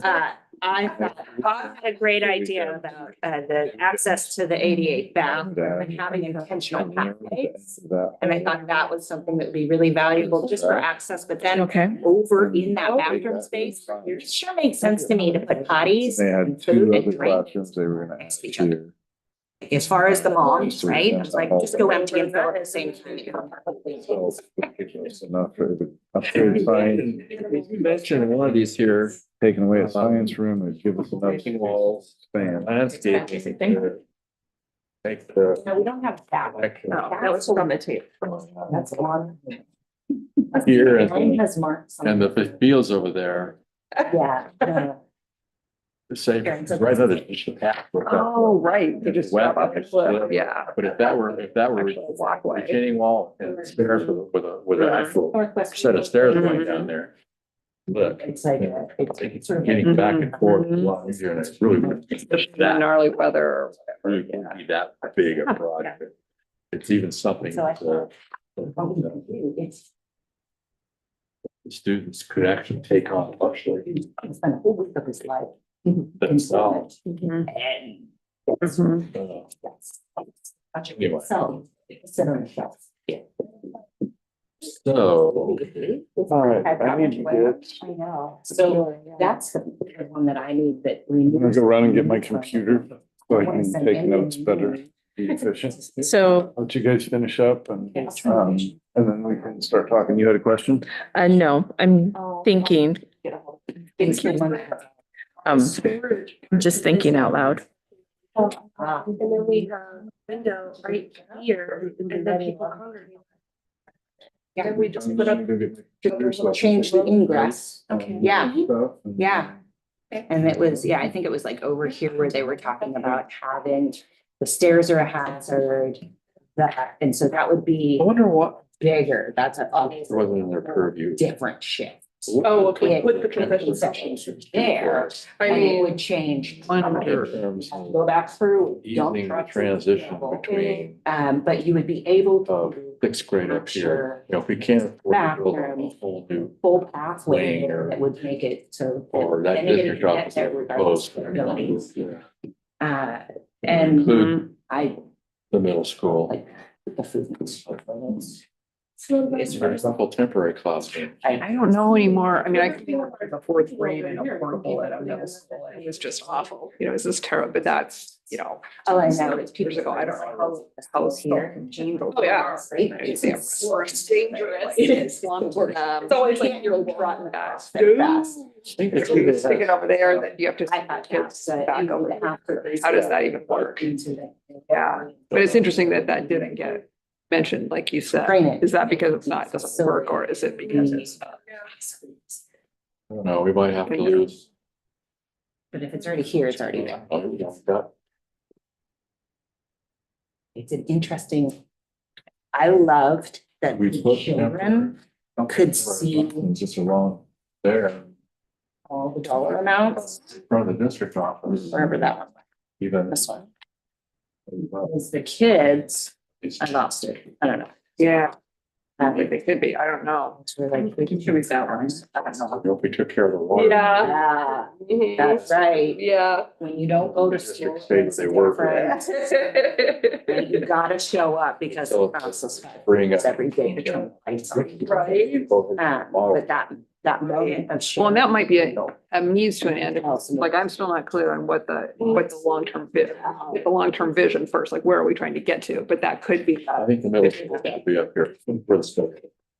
There's nothing we can do to make the Driftwood, Right. Space bigger. It's, and here we've got 50 some acres. yeah. So parents, I'm curious what you guys think about having middle school located up here. Is that, would you? Always Parent perspective? something that I did not like about Bandon. When we moved here, dove in, Mhm. knowing we were gonna be here, because for 6 months, we did half and half, we had a choice. Mhm. I did not like that their fifth graders were with their eighth graders. Mhm. Much less. I can't imagine what sixth grade is like next to 10th grade. Mhm. All of it, just like, that's sort of a lot bigger. Mhm. But if it was a different building. But the idea of that's- it's the same overall campus, but it's in a separate building. Yeah, I think That that's seems, absolutely. Yeah, I don't like that the kids mix, but I have learned that they have ways of segregating them. mhm. And I like that they have access to the same larger facilities. Yeah, Because that to me maximizes what they should have access to, less on. Oh, The that's gym good. is huge for our kids. I mean, our Uh-huh. gym is really nice here, Uh-huh. especially compared to. Uh-huh. He's got one roof with just stuff leaking. Yeah. Well, Driftwood's gym was never built to be a gym. It Right. was built to be a covered play But area. if we Yeah. updated that, then we could Then we also could host too. things there too. Yes, we could. And that's the reason I guess that the track is the size that it is. Because that's now up to some standard.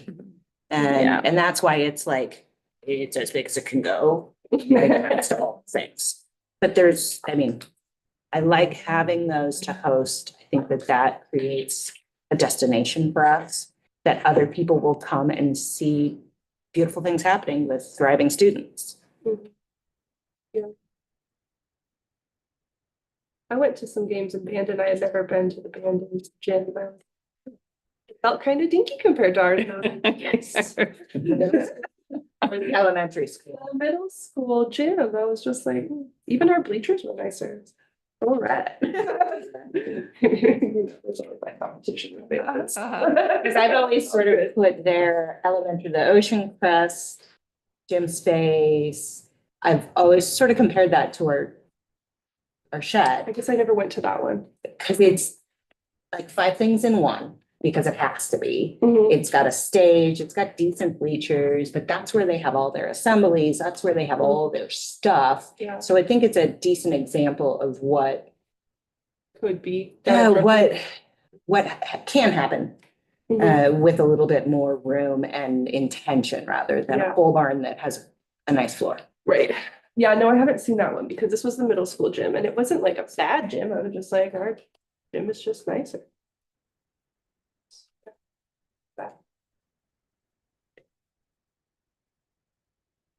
Okay, so we to the point, everybody's talking and has been through things. I wrote down notes on focusing on the high school campus more because it has room for expansion. Where the room at? Whereas Driftwood is a finite space, in terms of facility expansion. What other items are you thinking about that come to the forefront or, Well, for me, I'm less excited by shiny things, but I'm really interested in those things that have to get done, like the water treatment. Do we have a solid list of what those things are that feel like must-dos? Put them on there. The prices on there. The thing about the shiny thing is it's nice to have at least one shiny. Well, I don't disagree. I know, I'm not, I agree. Like, there's some of this that really needs to happen. Okay, that's the- idea of at least having one. Yes. To get the yes vote. yes. And when you're looking I at the appreciate that. facilities conditions index, it shows that Driftwood needs less. Yeah. yes, And it does actually, in their calculations, it says that this building needs to be replaced. Right. Yeah, we have. The windows. It's not way over, but it is an aging facility and there are a lot of things that are wrong with it.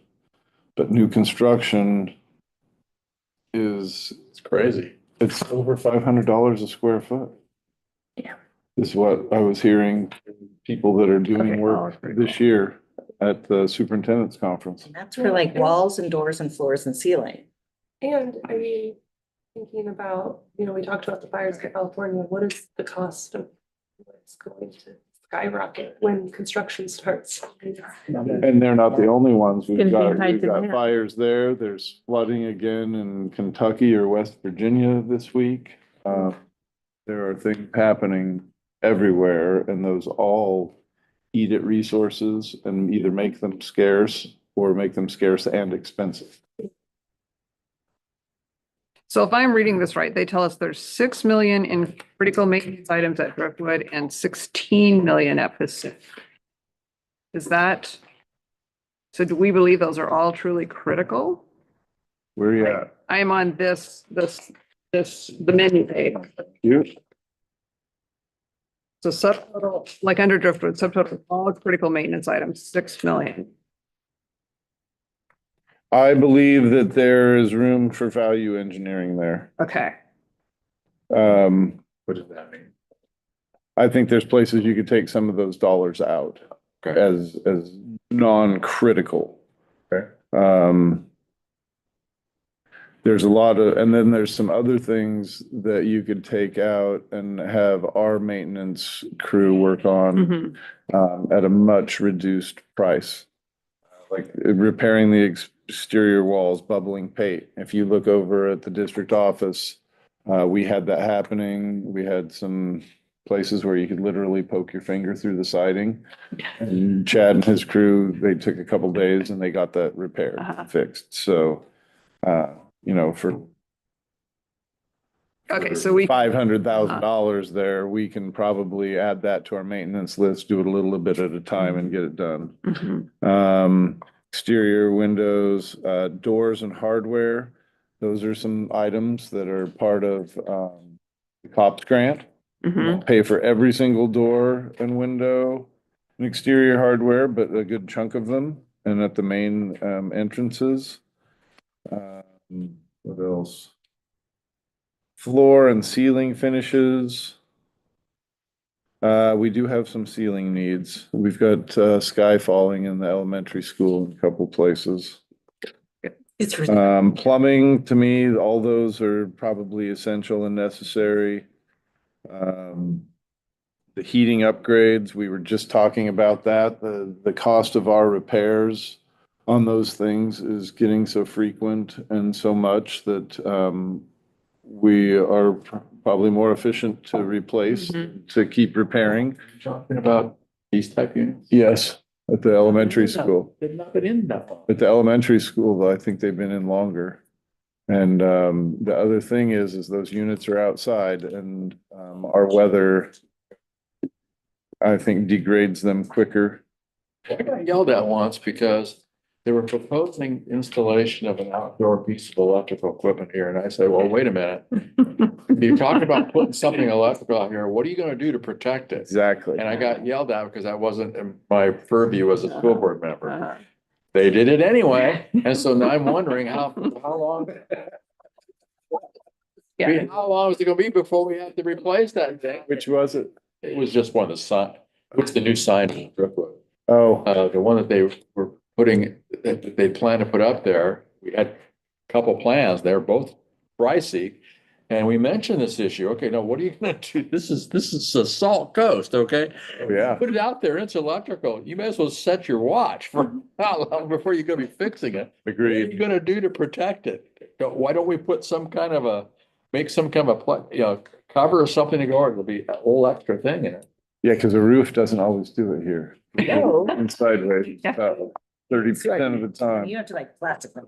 You know, I look at a couple other things. There's 106 in there for security and control and alarm systems. I think there's a lot of those things in that critical maintenance for Driftwood that can come off. And then I look at replace existing lighting. That's something further down in the agenda, which I should probably go over those items before we get to the next step of, I don't know if we're gonna make decisions, but discussing. But there are grants out there that you can obtain. They will come in and replace all your lighting, switch it over to LED. Oh, shit. Oh. And you, so you get money off of it from the grant.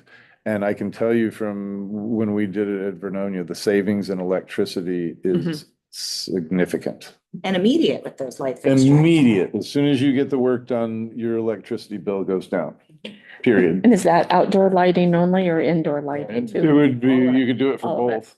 Yeah, for both, but the indoor, even over the fluorescent bulbs, the LED bulbs save. And then high school, critical. Again, walls and wood. There could be more of that here. I was gonna ask, Shop area and everything. I was curious about why the bus barn needed to be insulated. I don't know. Cause they put $100,000 on there for. Yeah, see, there's a lot of things like that Okay, that I think Okay. that we, So is that with the addition? Right, they like made another little bump out in the bus barn. so I don't- there's more, I don't know, maybe where was it's that? I like saw a it there. True for that. When they say the bus barn, are they talking about the bus barn that's on top of the hill where we Yes. park the Right. buses? I just want to clarify Yeah. the And they definition. want a They're little not talking conjoined about the little place shop to area expand where it. they can. there Yeah. does need to be some sort of repair and upgrade up there because we've had so many break-ins and people stealing gas and Yeah. trying to take Yeah. vehicles. Chad was saying he doesn't want it anywhere near the road, No, right? But- You want that far away. yeah, and hard to but get I to think and we maybe need to 4 do more some gates. things with some higher fencing or something to secure it more. There's probably some need to enclose part of it for storage, but I don't believe it needs to be insulated. That doesn't make sense to me. But going through these item by item, we would need to do obviously and make sure that we're not cutting something off that's Right, critical. 'Cause right, I'm in right. wholehearted agreement that we need to make sure we take care of things that have to be done and are critical to us functioning Mhm. first or as part of the initial cell. Mhm. Carol and I were talking about this a few minutes ago. Would temporary classrooms be something that we could talk about in terms of facilitating the movement of the sixth grade up here as a transition between having, a separate facility built somehow someday and making wood available, available directly. It's possible, but they are spendy. Yeah. Could we repurpose those later into teacher housing after we're done? Yeah. There's no reason why you couldn't. And Carol's question, Right? are they what about sewage and water and stuff like that? They all have to be hooked into that. Cause see, that's, you can get them a little cheaper. But you can also get them new, obviously. So you're looking at $200,000 minimum for the facility, the building. You've got moving costs to get it here. You've got setup costs. You're gonna have electrical that needs to be run with permits wherever you're moving it to. Same with water and sewer. So all of those things have to be dug, trenched, and put in because we don't have existing lines. So it ends up being at least a few $100,000 in like putting in a house. Can't find a CTE grant to have them make it? Sorry, Elkin does this. It's a thing. No, I know. There are ways to do that, but we do not have that in our program right now. Make the kids learn something while Can we're we saving collaborate money. with the Rotary Club? What's that? I said, can we collaborate with the Rotary Club? For the For- CTE class? Yes. CTE build it? CTE is another one that there's potential grants to dovetail with. So on your agenda, everything here. Wasn't there a school district that built a house that houses for habitat? All the for houses across from my mom's house in Lebanon, the whole side of the street were built by high school kids in the seventies and eighties. They bought the lots and they would build a house and then they would sell it and then they'd start working on the next one. And that was construction class for There's some schools up. St. Helens is doing it, or Scappoose has one Maybe now. that's where I heard about it from. There was a school up there that were building tiny homes. Yes, tiny That's homes. a whole nother one Yep. that's gotten popular, but Scappoose is doing the same model that Lebanon did. They got a CTE grant with seed money to take a house, build it, and then as they sell it, then they purchase another and do the same thing. Yep. There's a lot of hoops to jump through. You're technically not supposed to have kids on ladders, and so there's some contracting stuff that, even though it's a kid project, you're still gonna have to go out to contractors.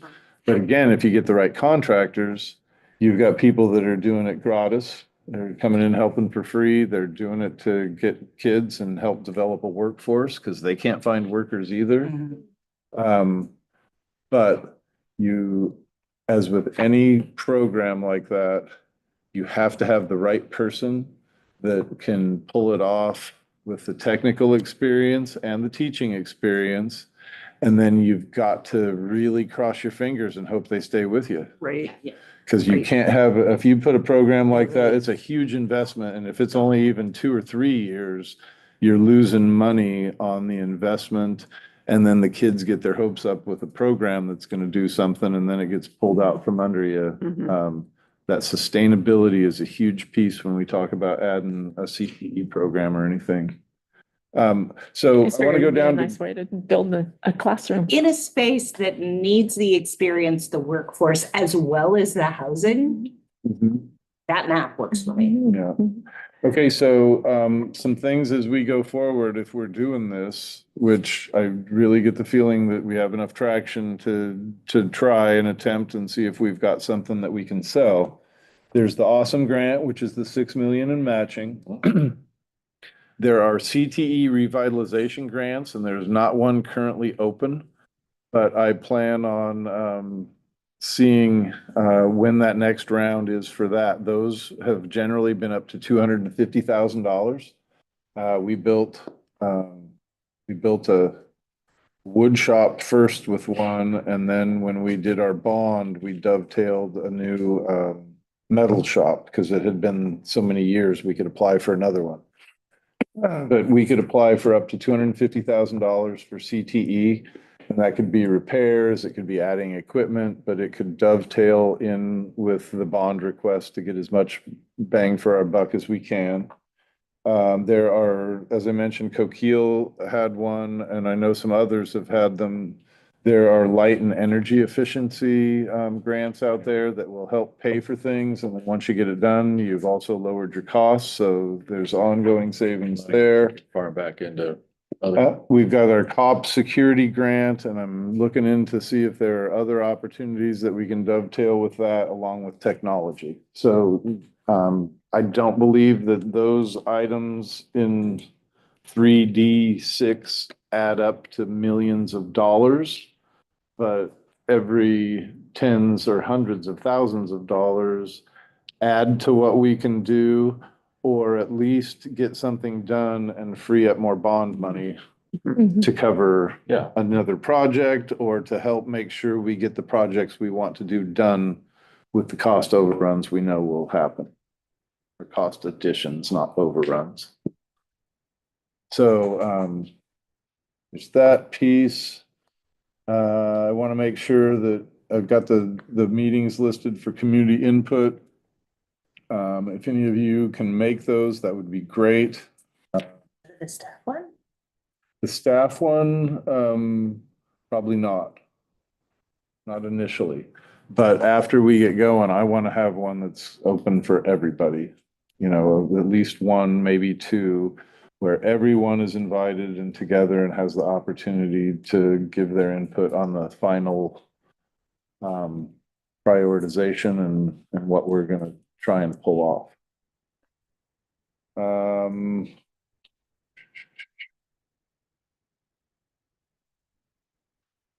And then the academics and operations, we can talk about that after we're done with this, if we get done with this. So at this point, I kind of figured this was where you're going to give me your input and share what you would like, ask questions, start the prioritization process through those discussions. And then before we leave today, I'll have a nice list from y'all on what your input is.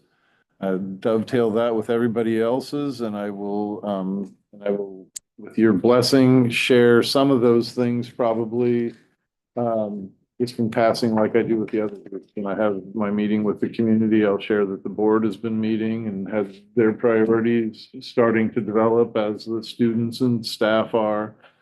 But I also need to know whether you feel, and it may not be something you decide now, you may want to wait a month and see how things go, but do we need another day like this for the planning process? I would anticipate that we'll have to have at least a brief workshop or an extended meeting when we finalize making a decision. And One more money question. yes, What would it be something to think about to consider selling off 20 to 25 of the acres we have here, they're up here on the hillside that we don't really use or probably will never use, and using that fund and using that money to help build the working facilities here, to build or improve them. What do we need 55 acres for? College campus. So, yeah, then you get into where does that space have access? Is it zoned for that? What's the cost of legally going through and separating it? Well, yeah, but if it was there, able to generate a significant chunk of cash, would it pay for our new water system, for example? Okay. What do you think? I guess I'm thinking like $150,000, right? I have no idea. I don't think that that's too low. I thought I understood how property and home costs, home price. Right. About 5 years ago. Apparently I do not, okay. No. But just dirt, Yeah, trees. not developed, no utility, stock mixer that has access. You would have to grant an easement. And that's not maybe our easement to grant, since we have an easement here Well, that we would have to purchase. county road already goes. Where am I? Over that way, county roads over that way. County road already goes. yeah, I think we're close to $1 million for the, Students. for the whole wastewater piece. If we were to replace the whole thing, that's about $1 million. No, it's, but We were talking about $70,000 to $100,000 just for replacing the pump and things going out now. if you tag all three of them, it's Making a. It's about 2.6. Crazy. Got the replacement water, domestic water distribution system up there for about 0.8. Right below it, you've got upgrade sanitary waste piping, that's about 0.2 by the time you're around. And then you got the repair upgrade onsite water treatment at 1.6. Where's that? Last one is right Oh, they down put there. it clear down, they put it in a different spot. Here. Gotcha.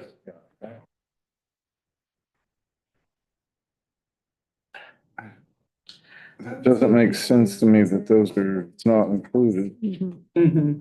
I would really, while you're on that, I would really like to see on both of these critical Oh, projects, shit. like the list of what There. we actually need from those. Priorities, and then if it's something that we're gonna take care of another way or we don't need it. Because I wanted to see. Because it's just hard for me to think Gotta beyond Trace them across 22 here. million already for critical. I'm Domestic like, water whoa, distribution. really. Upgrade sanitary waste piping. The majority of and them. the Yeah, I upgrade saw that. onsite water treatment. Yeah, Really just bringing it. Okay. Water distribution. yeah, Maybe Yeah. months to show beyond like. right. But I feel it's gonna look really bad if we spend millions and then whoops, Get a new color school, yeah, They get a things new fall color in. school? right? You know, if they don't see anything more than a new paint job. Mm. If the Oh. community and public doesn't see anything beyond. I do think the water will be a shining thing to people though. Just the fact that how critical it is. Yeah.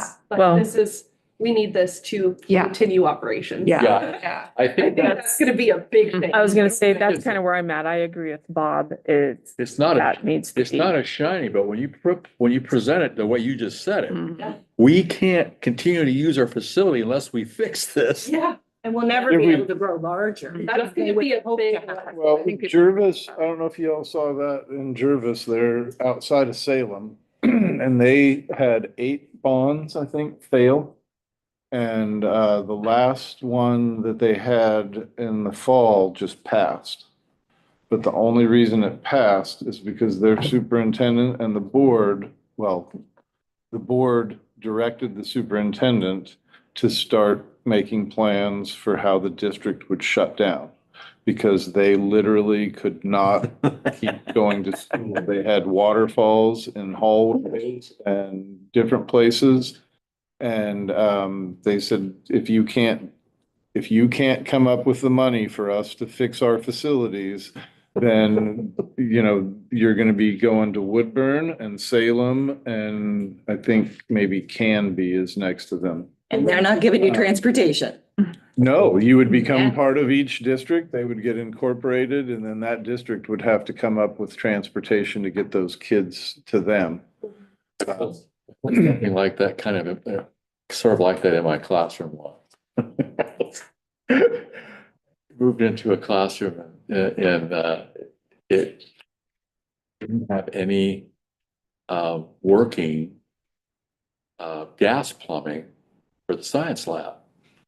And so I said, you know, I asked, can we get this fixed? Oh, I get, you know, the base would point their finger at them and then okay.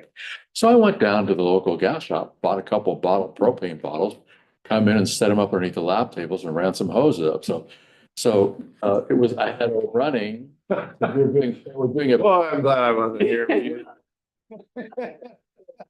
2 weeks later, it's back to school night, right? The base commander and all the folks are coming through as part of that.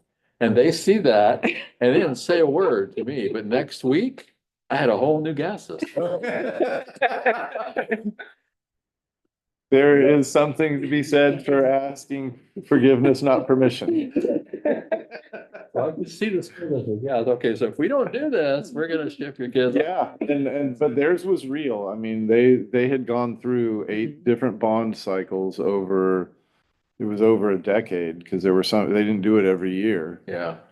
Several superintendents, and they knew they had issues and they just wouldn't pass it. And finally, they said, we can't keep doing this. We waste all this money in putting together proposals and bonds, and all the work of getting it together is huge in and of itself. Yeah. So this is the last one. We're gonna put together and you either pass it or your kids are gonna be going to school somewhere else. And they passed it, and there's no more double majority, but they were double majority. They beat 60% on turnout and yes votes. Is that So- something we're gonna face too? I don't think so.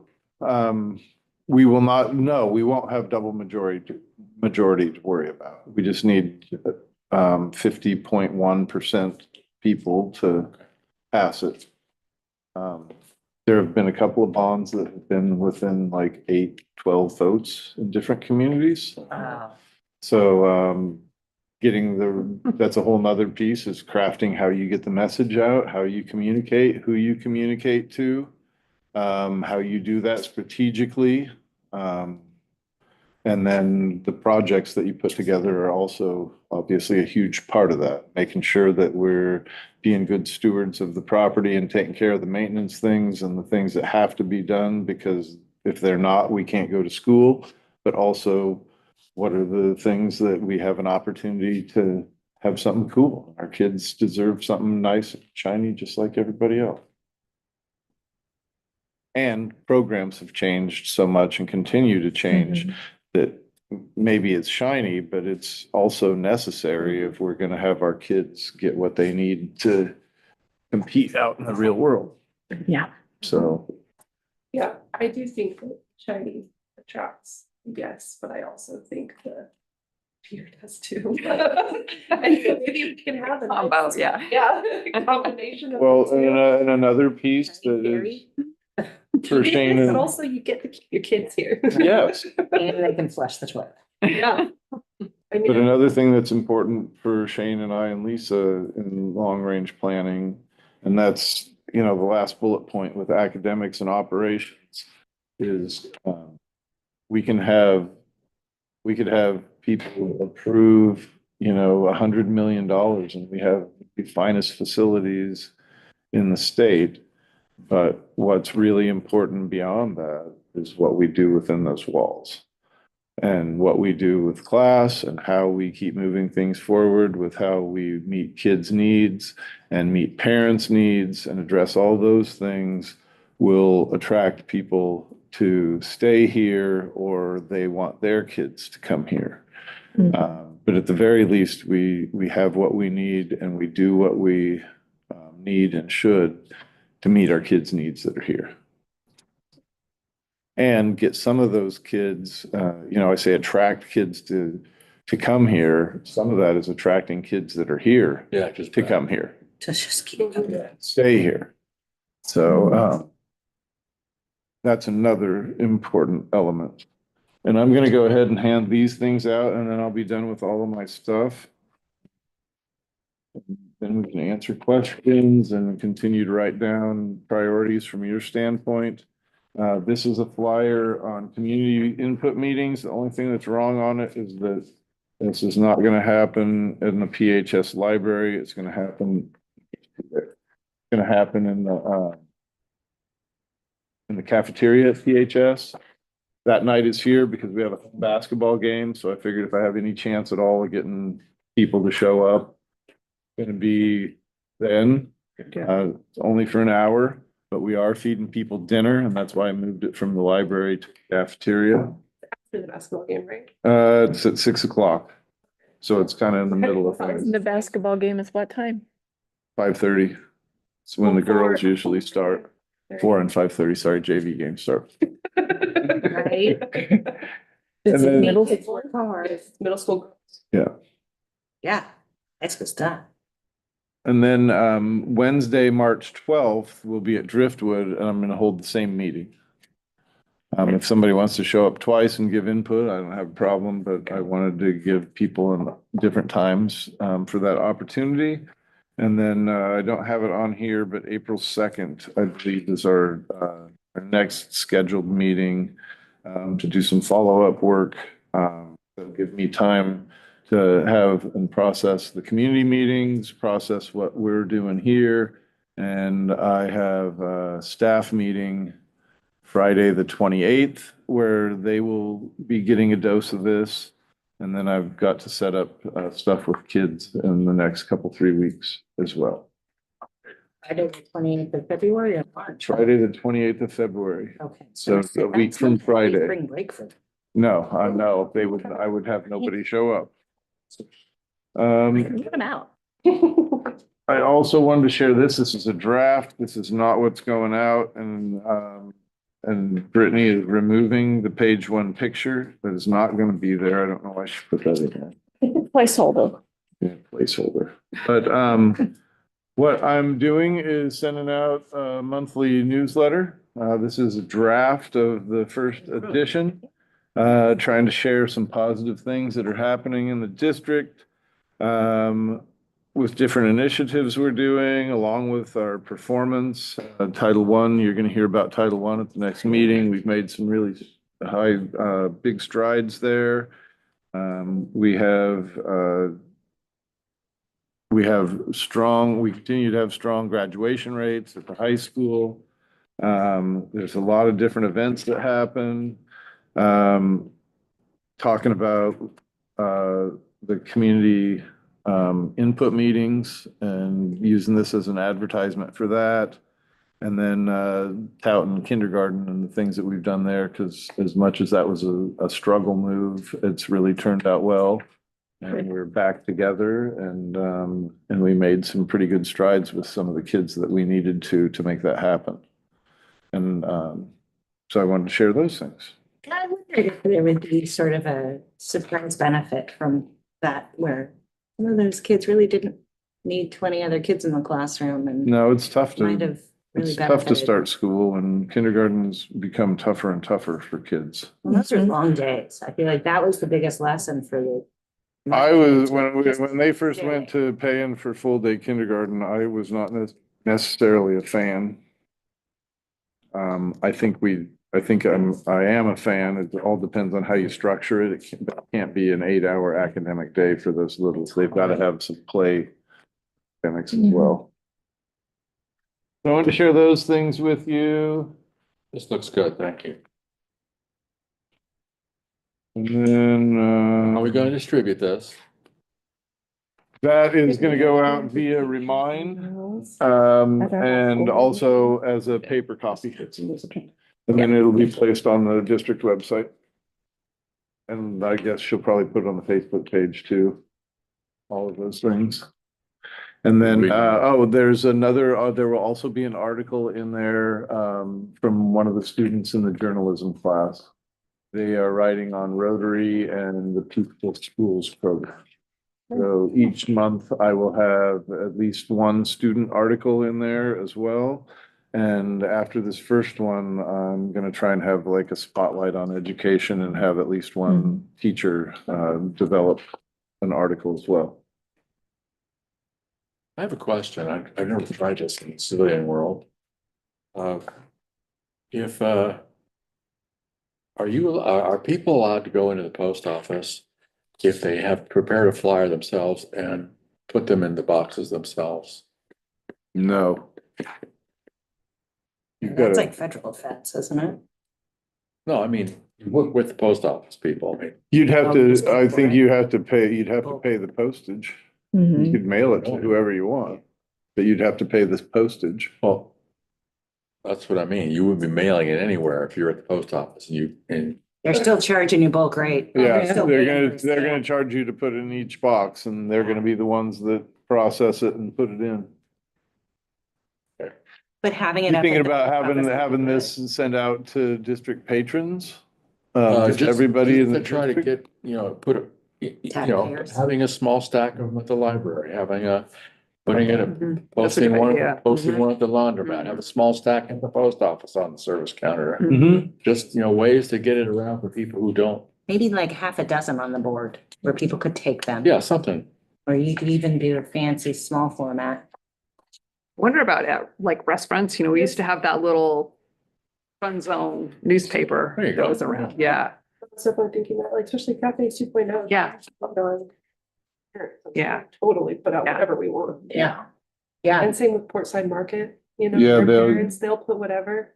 I mean, they're great. I put the stuff, the backpack thing there every year. I Mhm. love it. So a lot of those local places would Yeah. totally. Yeah. Mhm. Yes. The Golden Harvest has a community board. Hmm. I wouldn't maybe go at the laundromat because I don't know how many, maybe we do have residents. I think that one gets a higher percentage of non-residents.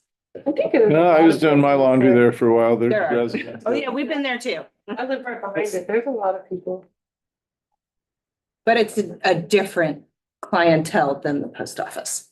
It is, but I do think there's a lot of families that go there. Yeah, and the community board there is where people will look. But And those people, I think it's important that we do get out there what we're doing to people that aren't parents or grandparents. yes, Because they're voters. yes. Voters, Absolutely. I'm thinking people who are probably not residents, taxpayers, or Yeah, I right. think that's maybe. But Yeah. that's a whole nother piece, and I can share that from as much as I've driven around and looked for a place to live at different times in my life. Seeing what's there and what's available and knowing that they have schools that put something out. I mean, I think that's something just in and of itself, not all schools communicate that way or that well, and I hope it's a good thing. But just knowing that it's a school district is putting those things out, cares about kids, seeing some of the things they're doing. You never know if somebody sees it and is looking for a place to live and says, this is it. I would agree. I would look at Yeah. the library. The library. Their reader board and stuff even Mm. have those brief things like at Rogue and at the library where you can say, check out our school Mhm. public newsletter. Oh, and then I'm also planning on putting something Yes. up on Ray's Yeah. TV screen that's in there. And Lee's Market, Yep. or Langlois Market, sorry. You're too long. It's not. It's easier to say Lee than Langley. Does Century. Yeah. If, Coffee company, does he do anything? I know he doesn't have food, but he does sell a. Oh, at Langlois? Coffee company? Florist. Like Flores Creek. Yeah. But he doesn't really have, they get a lot of community members in there, but I don't know if they have like the community board the same way the other spaces do. Well, just checking in, but if you just seeing have. with people and even just giving a flyer to the business owner if they. Exactly, Yep, if you just put half a dozen of them there in their countertop, you know. So people see it, they're curious, Yep. take one. It's evidence. Doing things. Stephanie just pulled up. I'm gonna go help her bring boxes of lunch. Another one? There? Go make that noise.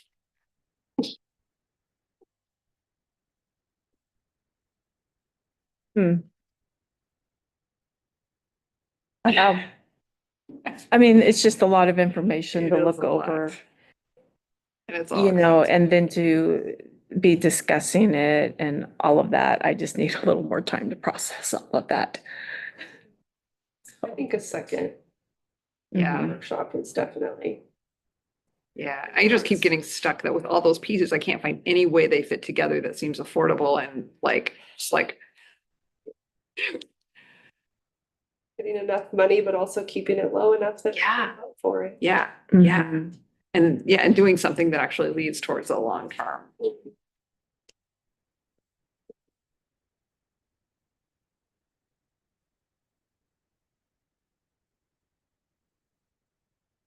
This must be just you and my. Oh, well, let's bring it right The on over important here. ones, huh? Okay. Wonder if it actually is. Famous hero?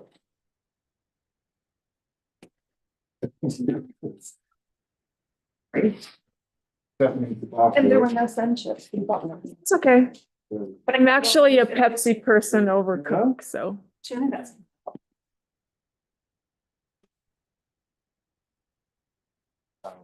Good.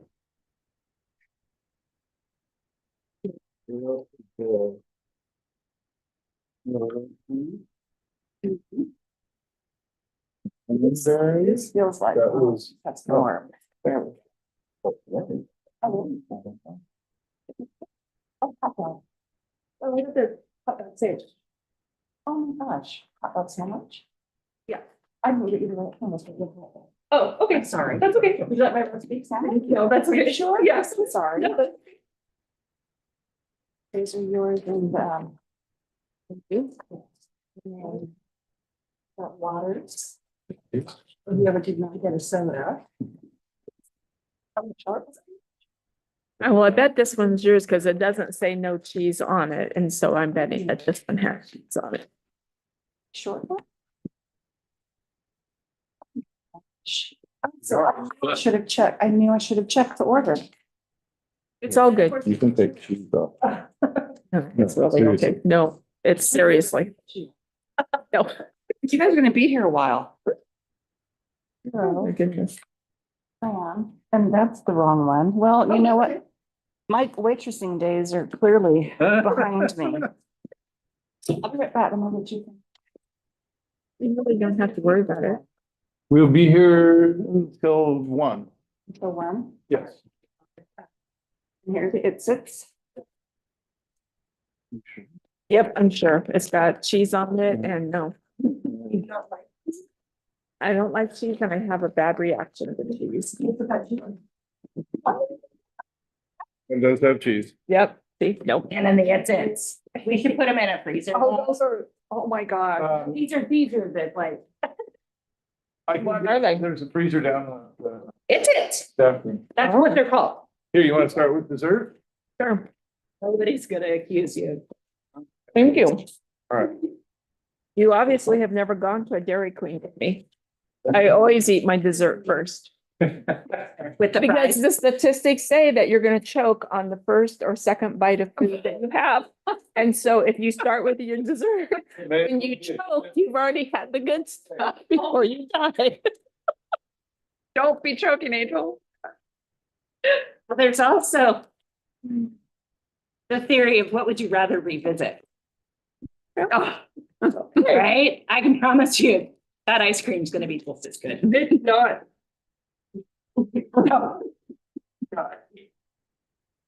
You got cheese on your jaw, Oh, it's covered in chocolate, too. right? Ice cream was the last thing that I ate. And it all came back up. And Oh, yeah, It yeah, was- yeah, Mhm. yeah, that valid. Everyone's like, can we bring ice cream? I was like, no, don't.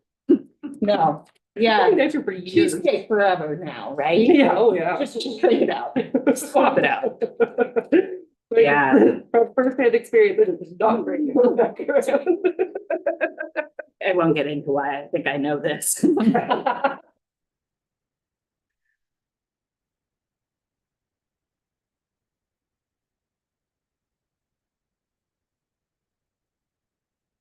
They also make mint, Hmm. and I'm just proud that she found them. Cause they're in a weird spot. Did this be paused while we're like eating and?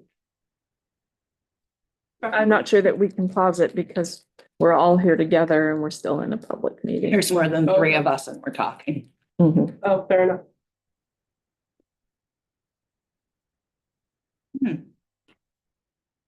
What did you choose? I got tuna sandwich. Hmm.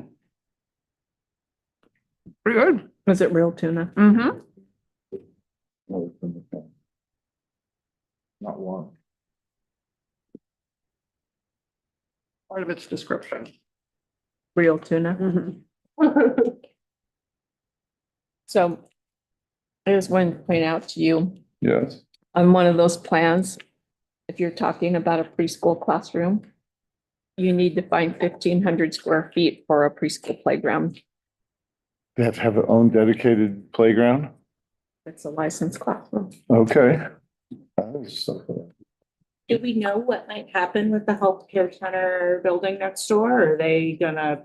They're still open, Correct. aren't they? No, they're closing. They're closing that one? Is it the other ones that they were gonna keep open? I thought they said something, they changed their Yeah, mind. just kidding.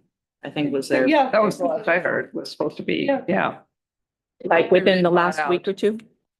Well, no. in a couple weeks. Be like 3 They weeks. got enough funding to stay open. Yeah. Or did I they go remember back? They were getting purchased by somebody or somebody adapt or something, somebody was. So our Yes. Yeah. playground would not count. They would have to have their own They dedicated. have to have one that small- is for preschool age children, Gotcha. approved for that age of play. So your platforms aren't as high and all of that. That makes sense.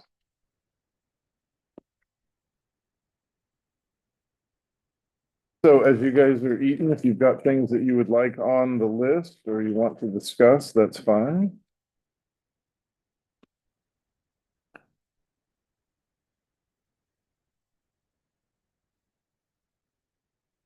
So going off of Bob's thought where Driftwood is kind of contained, and so if you need more space, it really means moving students up here or using this place. So then if you leap from Pass that there over to, Corinne. the way you would do that is create a middle school facility up here. Then I'm curious, what does that mean as far as managing? Oh, yeah. Does that mean you need Now, totally separate fair. It's not the- administrative staff over there? Is that even, like, how does that flow from your point of I view? would, if we were to build a dedicated middle school building, I would see the principal at this building being over both of them Uh-huh. still. Uh-huh. Oh, okay. But so that's just temporary until they. And get- having an administrator Reasonable in capacity. each, I think on it's each required. campus, I think is still critical. Mhm. For what we're doing with Lisa, whether that's a vice principal or a principal. I think it's critical to have an administrator in the school all day long, every day. Now, that being said, if we had a separate building there, I would still have just one administrator here, but going across the parking lot is very different than 8 miles back. Right. Okay, so it doesn't automatically create more administrative overhead to Not do that. necessarily. Okay. Now, if you start bringing in more kids and the numbers Right, get bigger. right. That's a there's- different math there's problem. Potential Yeah. there. Right. The pharmacy. Yeah, it does. sound The other like option I it's open, see open normal. would be to, Thanks, instead yeah. of building a whole new facility, is figure out where to put 3 or 4 classrooms and another gym Mm-hmm. here. And then you could divide and conquer with wings Mhm. for the most part. You could put them on different lunch schedule. You could have them on different different hallways. We are still going to have some classes that may have kids at different age groups that we don't want together Mm-hmm. because of logistics and how many we have. And also there's times where, you know, we've got some middle school kids that are ready for more and we can plug them into a high school class. Exactly. Oh, right, Exactly. right. Okay, so then there could be an option that's not this full separate. I building took deal that those would maps be- and I started drawing Mhm. classrooms and Okay. Yeah, she put a building right on top of the road, Yeah. right? That's not. Right. The one big addition I would see here, if it's possible, would be to add another gym. And it could go right next to the other one, Mhm. be connected, it'd take up parking area that we don't even use as parking, it's just kind of Turnaround. wasted space, it's turnaround, so there's another way to figure that out, but, I think there's obviously adding another building creates ultimate separation with your Mhm. middle school and high school kids, but I think there's a way to make that work with adding Okay. classrooms. Okay.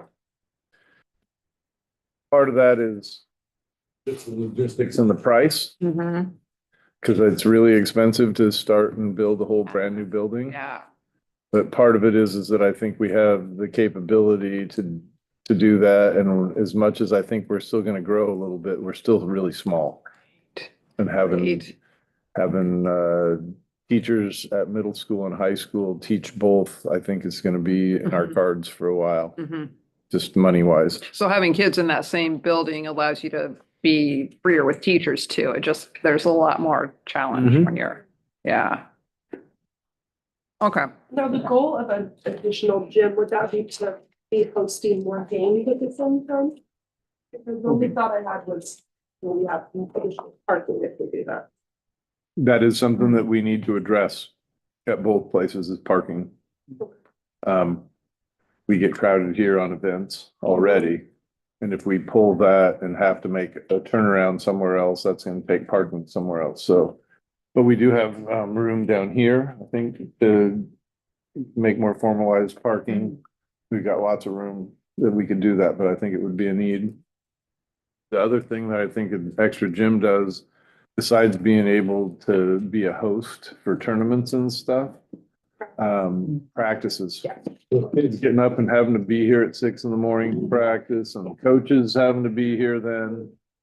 And I've even seen, you have playgrounds with them, so sometimes when the kids. This practice. Mm-hmm. They don't have it here. Yeah. Mhm. After surviving middle school and high school basketball, one mishap between all of that, they're entangled. So putting an extra gym makes it so they're not as likely to sort of spill over onto each other. It was sometimes like 20-minute notices. I don't even know how other families did it. Oh, yeah. There was not a lot of notice. There were abrupt changes. And they all sort of trickled down between the boys and girls had effect on each other in high school, and then junior high had, repercussions from that. It was a lot. Just really glad it's done, except now then this is the state districts, whatever the tournament is, still don't know if she's leaving. Nope, we won't know till late Saturday night. Yeah, yeah. Just in time for my husband to leave town for the week, It's the timing we aim for. right? Thanks for that. Yeah. Don't know how many kids I'll have this week. No, there's other leagues that have to finish up their games and then they sit down and do their ranking piece and Do we have the chance of having any home games for No. playoffs? if we would have beaten Powers, I think we might have had a chance. But even that, I think we would have had a long shot because we're a 4 or 5 seed Mhm. and usually the 1s and 2s host. What's trouble? I'm scorekeeper, but I have no clue what the seed is. I'll be sitting there at the table and say, what seed are you? I have no clue. Just keep the game. I can name every single girl and boy on the team. Yeah, and their siblings. Uh-huh. And their parents and.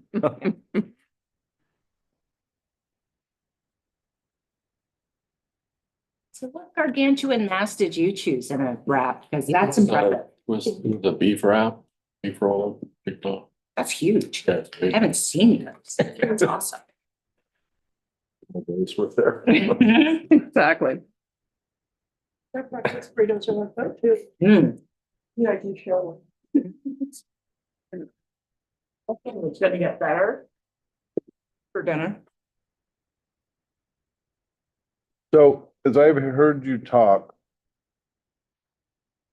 I'm calling it unanimous that everybody believes that those essential maintenance items, the water that's here, the sewage treatment plant, that those critical infrastructure things are really at the top of the list. They've got to be on there. That's the key. That's nod, yes, nod, Yeah. nod. Mhm. Yeah, some set of those, yeah. Forward and we can- No, And we're looking to wisdom from you and your team, I guess, as to which ones you Gotcha. do and. only patch a bandage so far. Well, it's kind of like Maslow's things. If you don't eat and have shelter and water and some sense of belonging, those basic things, you're not going to get any of the extras. Yep. And if we limp along with bad facilities, then we're going to limp along with bad academics that play off of that. So. Right. Well, and I feel like for us as a board, it's actually really important for us to understand and to inform the community of those things before they become the crisis that shuts down the school. Like we should be on top of that. And I will preface this before we get into budget season. Whether I'm here or not, if you all keep encouraging through the budget process, making sure you ask questions about where is the money for needed repairs, because there's always a big ticket item that comes up that's unexpected during the year. So where in the budget do you have that money set aside that when the boiler breaks down, that was supposed to last for 5 more years, that did it in January, how are you fixing it? And so that's another way that you can support the whole process and the day job of the process, not just in the bond. Because I think that's a critical piece that gets lost, and it's really easy to get caught up in, well, we have to do this in the classroom, but if we don't have a classroom that's functional, then we can't do it. Right. Right. What other things rise to the top for you all? What I have written down is that maintenance and water treatment, big ticket maintenance items have to be on the list first. The idea of potentially selling property to help pay for projects. Any preschool classroom also has to include a dedicated 1,500 square feet of playground, or it's not going to meet requirements. So we wouldn't be able to use it anyway. And I came to that number based on a class of 20 students, which is the state maximum for how many kids you can have in a preschool Perfect. class. So we could be at capacity. Mhm. I guess I would, And then I also have a focus on high school campus because there's more room for expansion. That's what I have as notes right now. I think anything that has the potential to save us money year after, month after month, year after year, needs to be a priority too. So the lighting that you mentioned, getting all of our lighting switched over to LED fixtures is going to immediately save money, which puts more money into the maintenance that can be earmarked for maintenance. He was talking about there may be grants and stuff. I know, that's, Yes, but he's right. If we get a grant and it pays for the lights, then every month after that, we realize savings over Yeah, over time because our electric bill goes down. whether it comes out of the bond or it comes out of the grant. Should be doing it, yeah. Either one, it's Yeah, gotta be I a would agree. priority. Does that sound like another priority to raise to the top? Okay. And then one And I on, will send you out my notes so that you know I'm not just lying to you. and one on the list that I'm not clear on the priority for, it says like replace in-room ventilator units at Pacific High School for almost $2 million. So it's a big ticket item, but if that's meaning like air quality, I'm not really sure what that's under the. That would not make sense to me either. It would make sense to me if they're the heating units, Mhm. but are those called out in? Is that in the mechanical? It's the very top one on mechanical. It's kind of just above mechanical. Replace in-room. It's a big ticket item, both at Driftwood and Pacific. Is that those big things up there? Yes, I believe that's the heating system. Okay, That's gotta be it. okay.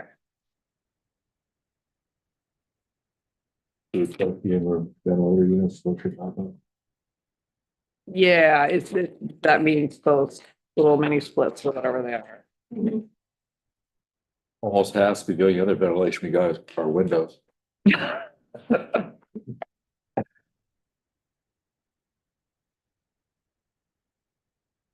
So if we put those things at the top, which I am in total agreement with you, that those are essential things we have to do first. Obviously, some of that value engineering of picking and choosing what's really essential and what's kind of a want and what we could maybe Right, do on right, our right, own. right. But if we get past those pieces, what are the biggest, bless you, Sorry. you okay? Thank God there.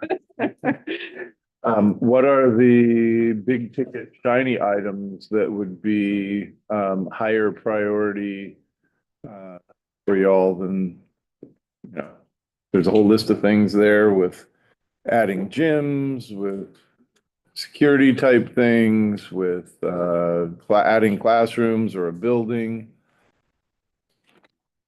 What rises to the top for y'all? Hear what you were saying about adding classrooms. So So like expanding on this building, is that what you're? I would say on both, if you look on options A, B, C, and D at Driftwood, a lot of the options have to do with renovating or replacing the gym. And then it also has to do with renovating / replacing the kitchen area. And I believe in both of those places, there's opportunity to upgrade the gym along with the kitchen facilities and either move gym with kitchen facilities to where the kitchen is now, or move kitchen and upgrade the gym to where the gym is now. Those are big ticket items. But in doing that, I believe there's also a way to incorporate the addition of a couple of classrooms there as part of a construction project, whether that's renovating one and constructing the other or vice versa.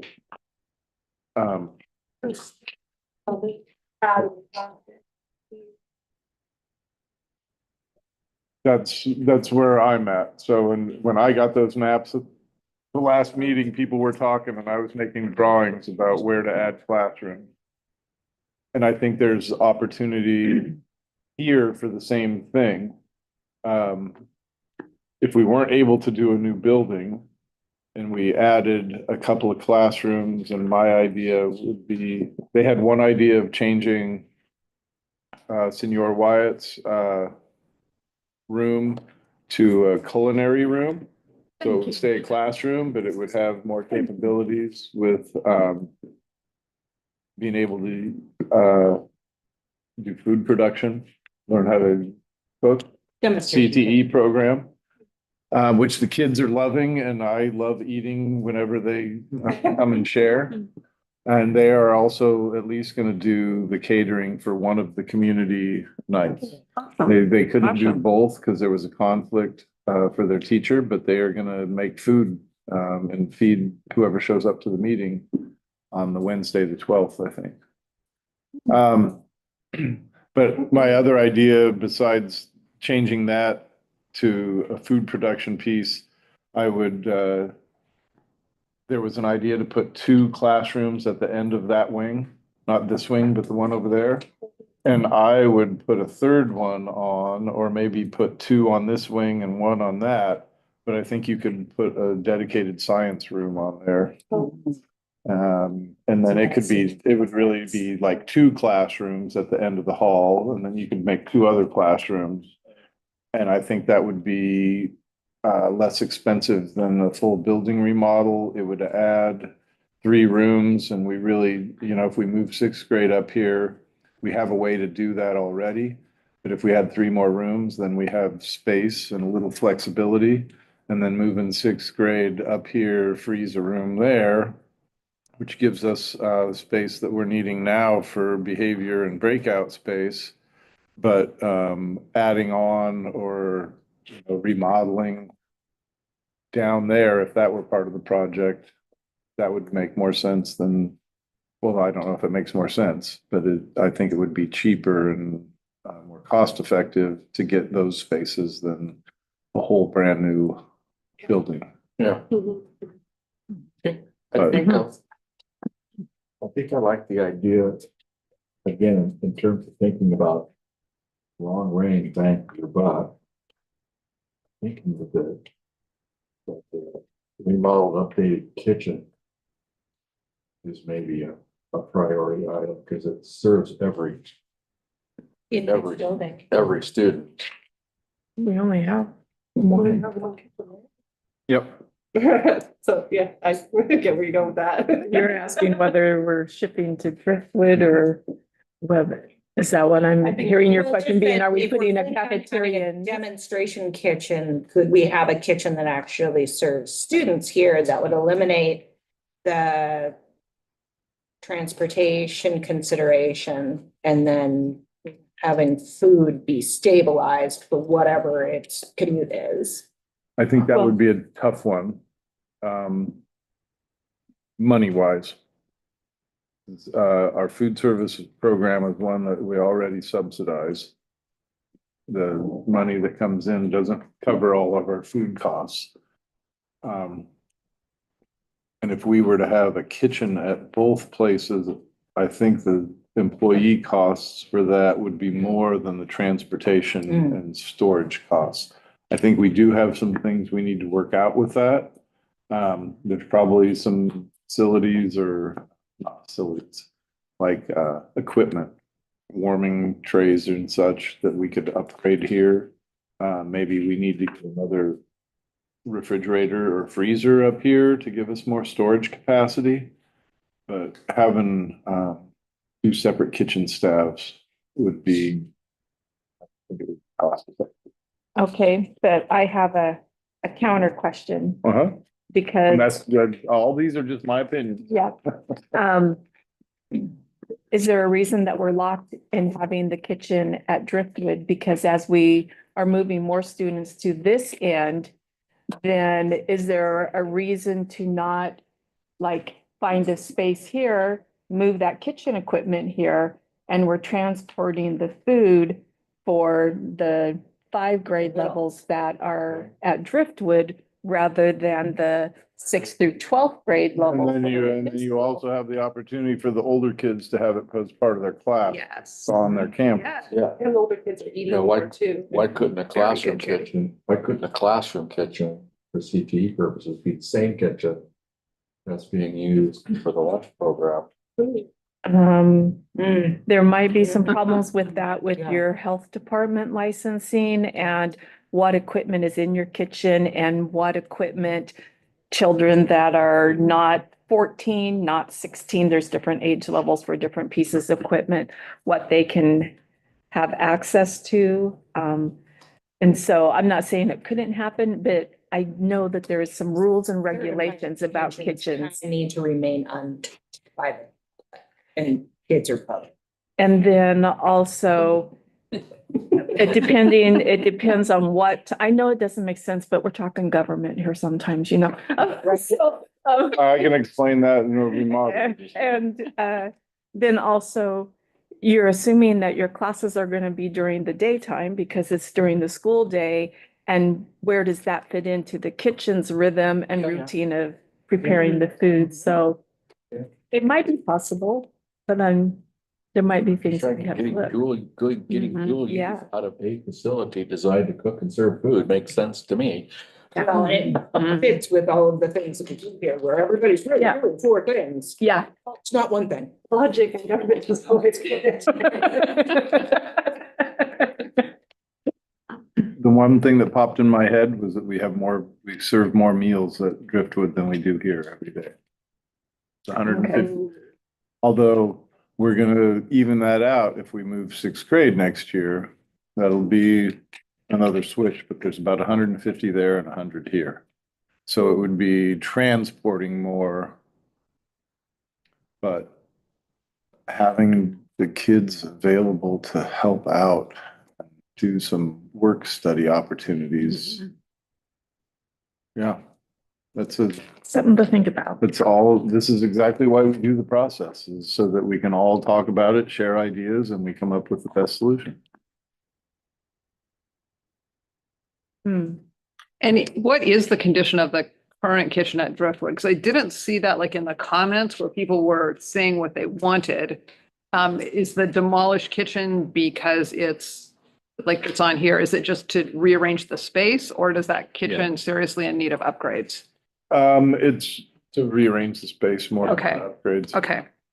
We've been changing out equipment. We just bought a new stove, didn't we?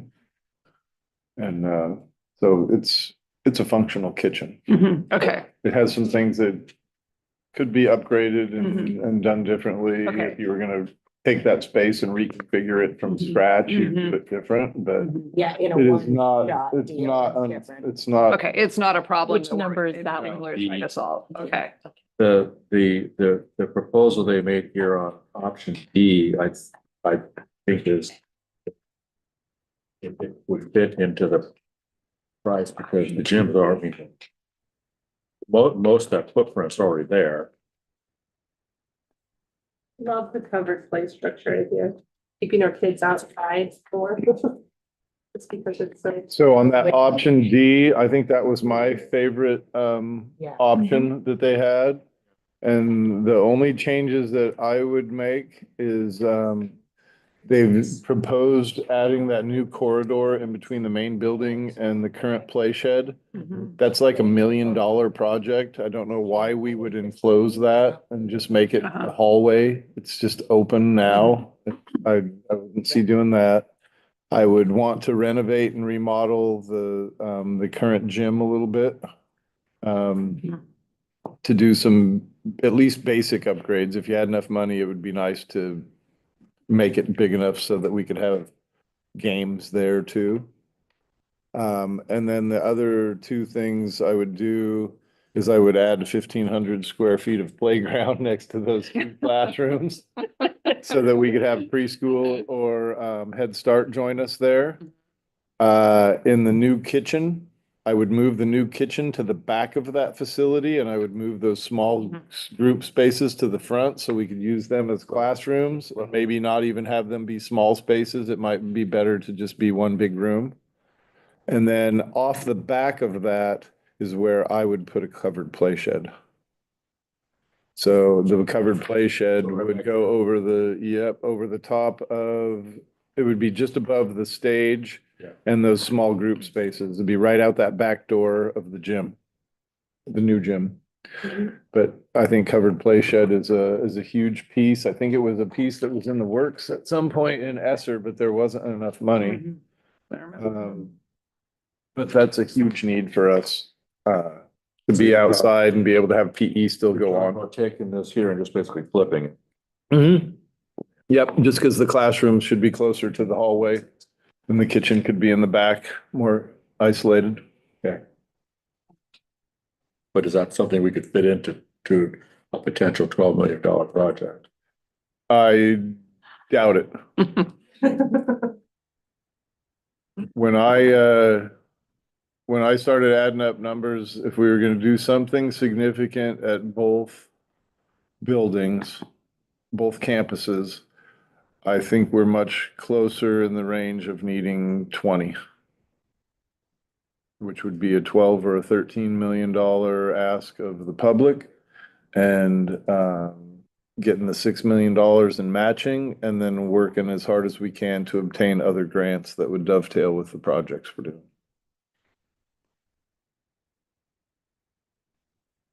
So if we go with if we're going with a big project.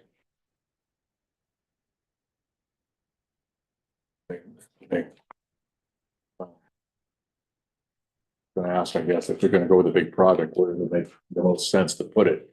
Here or at Driftwood? If we only had one, Yeah, yeah. Water treatment. well, that one, that's not an option. That's a non, yeah, I think You that's a only had one, though. non-negotiable too. That's where it goes. It's non-negotiable. I think that's part of what the process does, is to get everybody's input to see what rises to the top. For me, it would very likely be something here. I would say the addition of a gym and classrooms would be big. I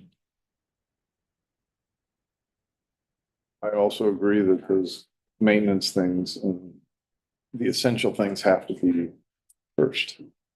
But if I had to pick and choose between Pacific and Driftwood, I think there's more need here.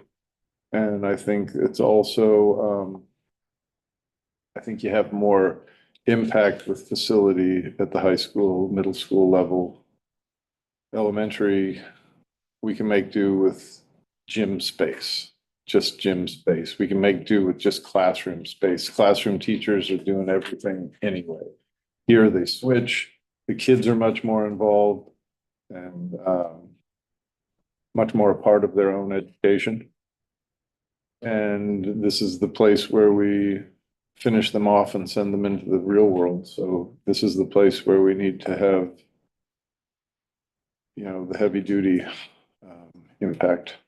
We need to have it all the way through. You got to build the foundation, but this is where things happen right before they leave us and go to the real world. So we've got to be as close to modern as possible. So the two new classrooms that are shown there in option D, would they be necessary if we move the sixth grade here? Necessary, maybe not. In place for future growth, I would say yes.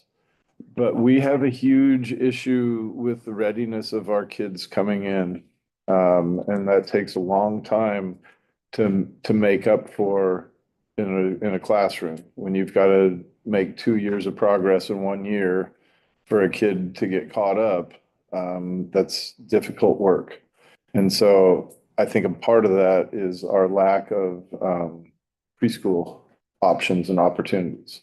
But I say that, and we have Head Start, and we have the money to pay for 4 slots, and we don't pay anything for them because they don't have enough kids in Head Start for that they need our money. So. Well, because they've changed, they got some different types of funding programs and stuff, and so there's other options. And they're now able to meet the not need. Qualify necessarily for the lowest income and stuff, so kids who are in families with higher income still have a potential. Oh, that's nice. Yeah. Because that didn't used to be that. No. It I was didn't. like, And It's just changed. And it should Yes. be that way. Yeah, and it just felt like you have no option. Yeah. And then later, I really feel like that exasperates the economic strategy. Dude, Where the kids need to be together when they're little and they don't know there's a different thing they will. Yeah. that's true. Well, and But having them, if we had them in-house, we would have more space. I think we would have more dedicated preschool slots in the community. And the other selfish thing is that when we have a preschool group in our building, even if they were the same preschool group that had been off campus somewhere else, we will have more control and influence on how they do things with preparation, routines, walking through hallways, So what do being you, acquainted with our building, being in tune with kindergarten, so we have a better transition. I think there's a lot of things there that would happen more, so what, naturally That if whole they're school's in. culture. so, Yes, Yeah. their Whole culture culture. would be forced to be ours. so what, you sell the existing Head Start facility? That's up to Head Start. I did float the idea, with others. And there was potential that, Head Start, if they had another space like ours, there's potential that they could create a program that goes down for the 2 and 3 and 4-year-olds or whatever that next lower level It's is. 6 months to 3. Oh, 6, wow, yeah. Mhm. That's the early Head Start, right? That's what the they call early it, Head yeah. Start. So And that would, actually, so that would be a whole nother advantage to help provide some of those struggling families, and those kids that are not getting everything they need, then they have that as a support. and actually that was a plan that the district was moving towards before COVID hit. Oh, really? Mhm. Okay, so, The district was looking to find space so that Head Start could come into the building, and then that would free up a preschool Mhm. or a pre Head Start. Right, I think there was discussion of portable or something being brought in at that time even, or it wasn't, it didn't get No, very far, but. they actually had enough space at They the did, school that's at that what they could do. time. Okay. And they were gonna actually have a discussion about it. From my knowledge, I could be incorrect, but they were gonna have a discussion about it in the March school board meeting, which did not happen because the school was closed. Because it was after March 13th. Yeah. Yes, It was after Friday the Happy 13th. Friday. yes. so, Yeah, because it was the 16th. so Head Start, so Head Start's a organization, not part of the. Federal. Totally Federal. federal dollars. This is well, there's. Head Start, no. Yeah, I'm gonna go up. So would there be,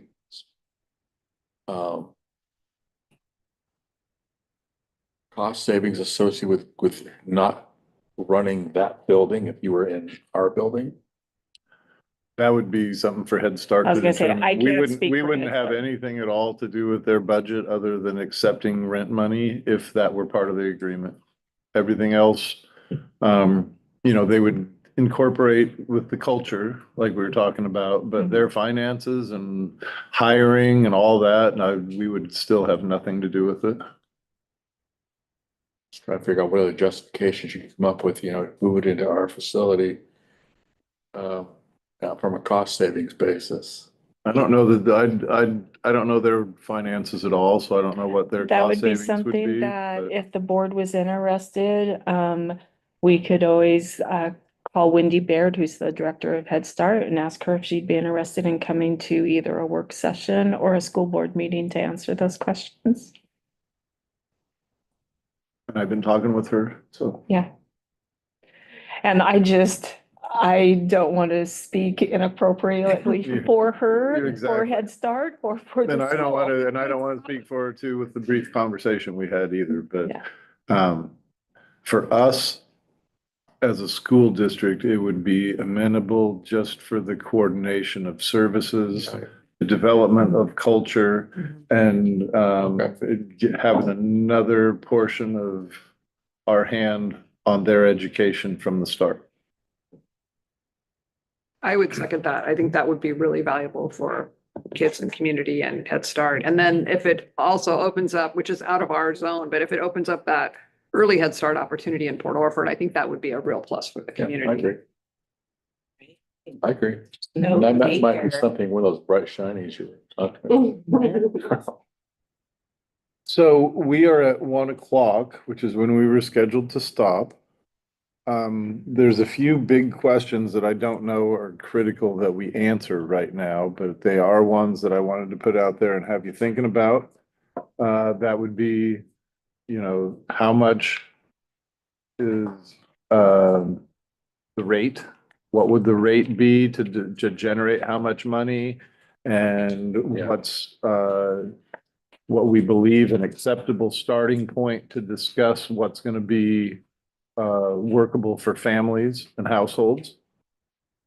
Besides the rate, I think if you had any input on the meeting schedule, or if you think we're okay there, I'd be good there. Which election, if you had an opinion on which election, whether we wanted November or you feel like we would need more time, prepare and then communicate.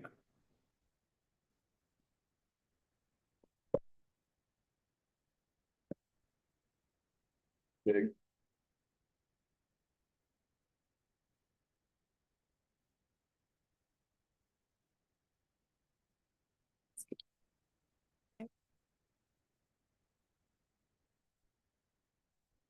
Oh, and then, more input, thank you. More input on, which projects, the whole prioritization piece. Which, with final answers, hearing what the other groups have to share and putting all that together. Like I say, that is my plan, is before we would get to that final point, would be to have one or possibly two meetings with all constituents available and really finalizing and coming to consensus on what's doable, what's important, and what are priorities. Well, I, for one, and I don't know if you're asking for the question now or not, but I personally feel like November is awfully early. I think that we need to have time to be very intentional in our planning and have time to have a very clear vision that we're able to clearly communicate with the community. And sometimes maybe I'm just too slow in my thinking process and stuff. And so, I mean, I'm just sharing my thing. I just feel like that's awfully quick to come up with what I consider to be like a well thought out plan and a thought out how we're laying it out to the community. And so that's my personal opinion. Others' thoughts on that?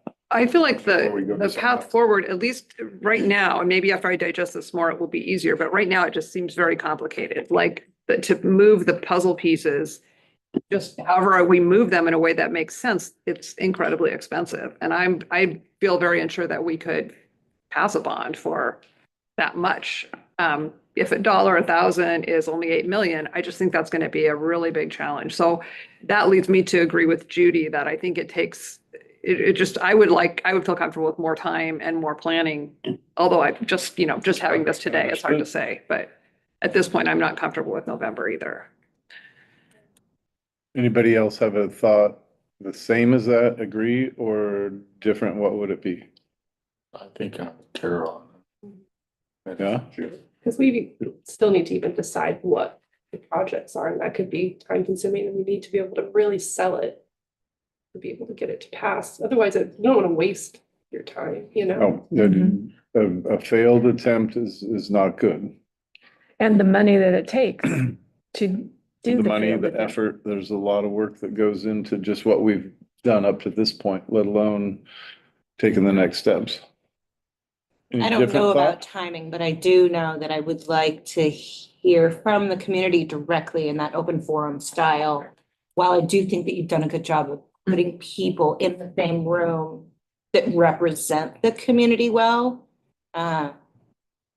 Still just not the whole open. community. right? Just open for anybody to come in and offload their opinion, good, bad, or ugly. And then, I know, but you gotta let them have a chance.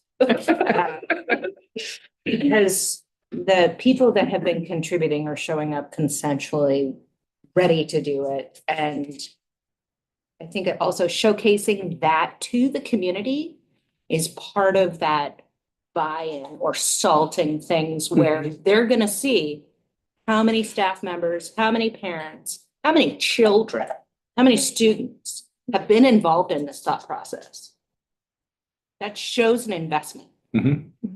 So I don't know about timing, but it would be great to hear back from the average citizen that what they have to say, but I think it might also be nice to give them that full spread of like, here's our bare minimum, we're just gonna fix water, to here's what could happen, Pie all over one the shiny thing, Mhm. or here's the pie in the sky that we're never gonna achieve, but we can imagine it and know that if that, what, 10 figures? $1 billion Right, 10 lottery figures. ticket.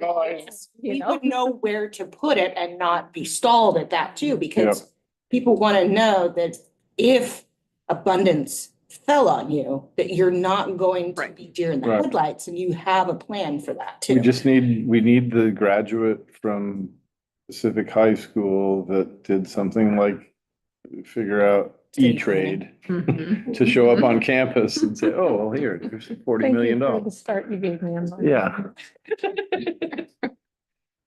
By the way, I That have happened with, scholarship fund but we too. were talking about that. That actually happened when I was teaching in SIO. The guy that invented E-Trade is from SIO High School, and he came on campus and he gave like $6 million to redo the football field and the track. But again, it was the football field and the track. It was not Yeah, yeah. education facilities. That's surprising. Yeah, he was Gets his legally name on it. blind. And he was the track manager when he was in school, and he came back and the facilities were still the same. Hmm. He's like 10, 15 years older than me, and he was just appalled and said, That's it. let me write a check. That's great. That's fantastic. But so if you know who our E-Trade graduate is, we need them to come show up on campus.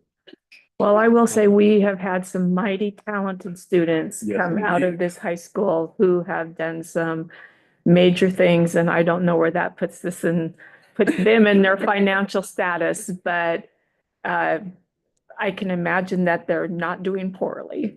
Yeah. Some of There them was a came kid that back here. graduated this year that I was blown away. It was a boy. I can't remember his name right now, but was he going for pre-med or something?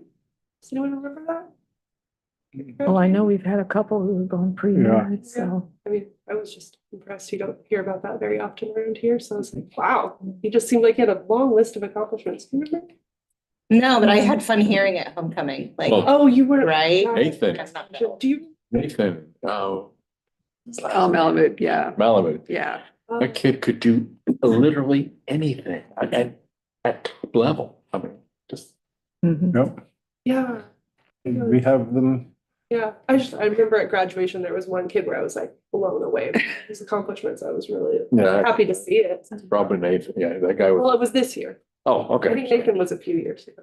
Yeah, that's right, he was. So, Well, what I'm hearing from you is, somewhat what the sentiments I've had. Picking the right election can be huge. And we have a couple of years before we have another one that involves, all the national pieces with congressman and president. Those elections change things a lot with how many people show up. But I have been leaning towards next fall just to do it and get it going. But there is a lot of preparation that needs to be done still in putting together what those proposals would be. And the communication piece, I think, is huge. And as much as I feel like I'm establishing myself, I'm still only in my second year. And so if we go through and start the process now and go through all of next year and really hit it hard with what we need and the communication piece, I would much rather get to the right answer and a successful campaign than to put something that's not quite together or even put the right thing together, but do it too soon and have it not pass. So, and you guys are critical to this, and you know your community, you've been here a lot longer than me. I would say at this point that I'm gonna start working with the thought of not going in November and probably not next spring either. But that could be one too. I mean, that buys you 3 or 4 months of communication, and it would all be during one school year. So that maybe next spring could be the earliest one that we consider. But I would suggest that it would be either next spring of 26 or fall of 26. And that would give us a good long time to finish developing plans, finalizing what prices are, see what's going to happen with the economy, because that could be a whole nother thing that says this is not the right climate to Right. go out. People just could be apprehensive. So I will, I'm going to take that as a final answer. That's not an input piece that I think is critical from community, students, or staff. I think that's a administrative piece as to which one we go towards. And given your sentiments and how I've been waffling on which side of the fence I'm on, I think we skip November 25 as an option. And we look at where we're at the beginning of next year, and we can make a determination, go through the process, still have these meetings, still share that we're going through and developing it, and see where we're at when spring is over and fall arrives, and then we can make a determination as to which one we might go for then. And then we don't have to worry about rates or anything. We can still keep looking at those and get more of a feel and a sense of what people would accept, and if our projects are enough to have them take a little chance and do a little more. So that said, is there anything in that critical bucket, like the water system, that can't wait that long? That's the other side of that. The water system, we are very likely going to have, I'm going to say between 100 and 150,000 go out the door. Okay. Because I think we have, I know we have a pump that has to be replaced. And that was part of the fire suppression piece. There's two pumps that run the fire suppression. There's a small one and a big one. And the small one is the backup. The big one went down. We fixed it, but it's in need of major repair or replacement. So there will be a bill for that before this comes due, but we're going to have to figure that out and pay for it anyway. So You said we were ahead. for now.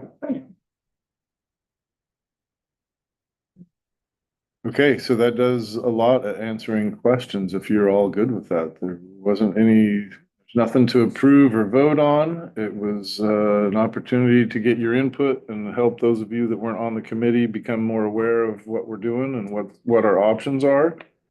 I love the ideas that you have for prioritizing, and I think it's a good thing to hold off, do the communication piece right. We're much more apt to get to the right answer.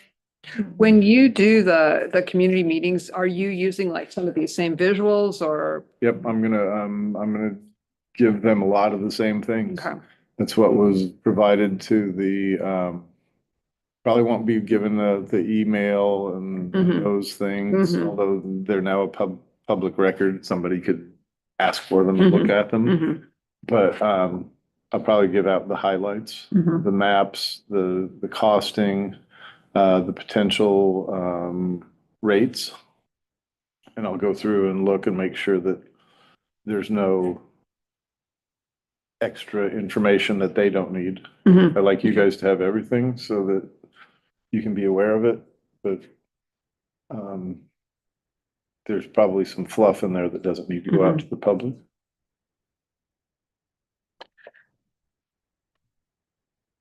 So in So the interest of clarifying possible priorities, then let's say, yes, we've said the water issues up here have to be resolved because we need to be able to expand here. But I guess I would say that this complex right here needs to be priority number 2. that's option D. Option D. Just because the Head Start advantages for staffing and what that would do there. Opening up opportunities for the younger students right there in town. Frankly, I like the idea of the stage being there because, tying to the community, getting the community to come in and to see student performances and things like that in our own facility, I think is good. Having a renovated, and maybe perhaps more efficient kitchen, again, supports growth going forward. So I think that needs to be. See, and I'm opposite. I think the gym here and additional classes here is a higher priority. And I guess the reason Here that- where we and I was risk kids thinking- dropping out or transferring more. And so making it more exciting and be able to move the sixth graders, I think would be. If we could only do one or the other. Mhm. And not having kids. I will share that I believe the sixth grade moving, we have work to do with that and communication. We're gonna be talking with parents about that at the community meetings we have on this. Mhm. But I believe that is a very high percentage of possibility that we're gonna do next year. So making more, I think is crucial for them.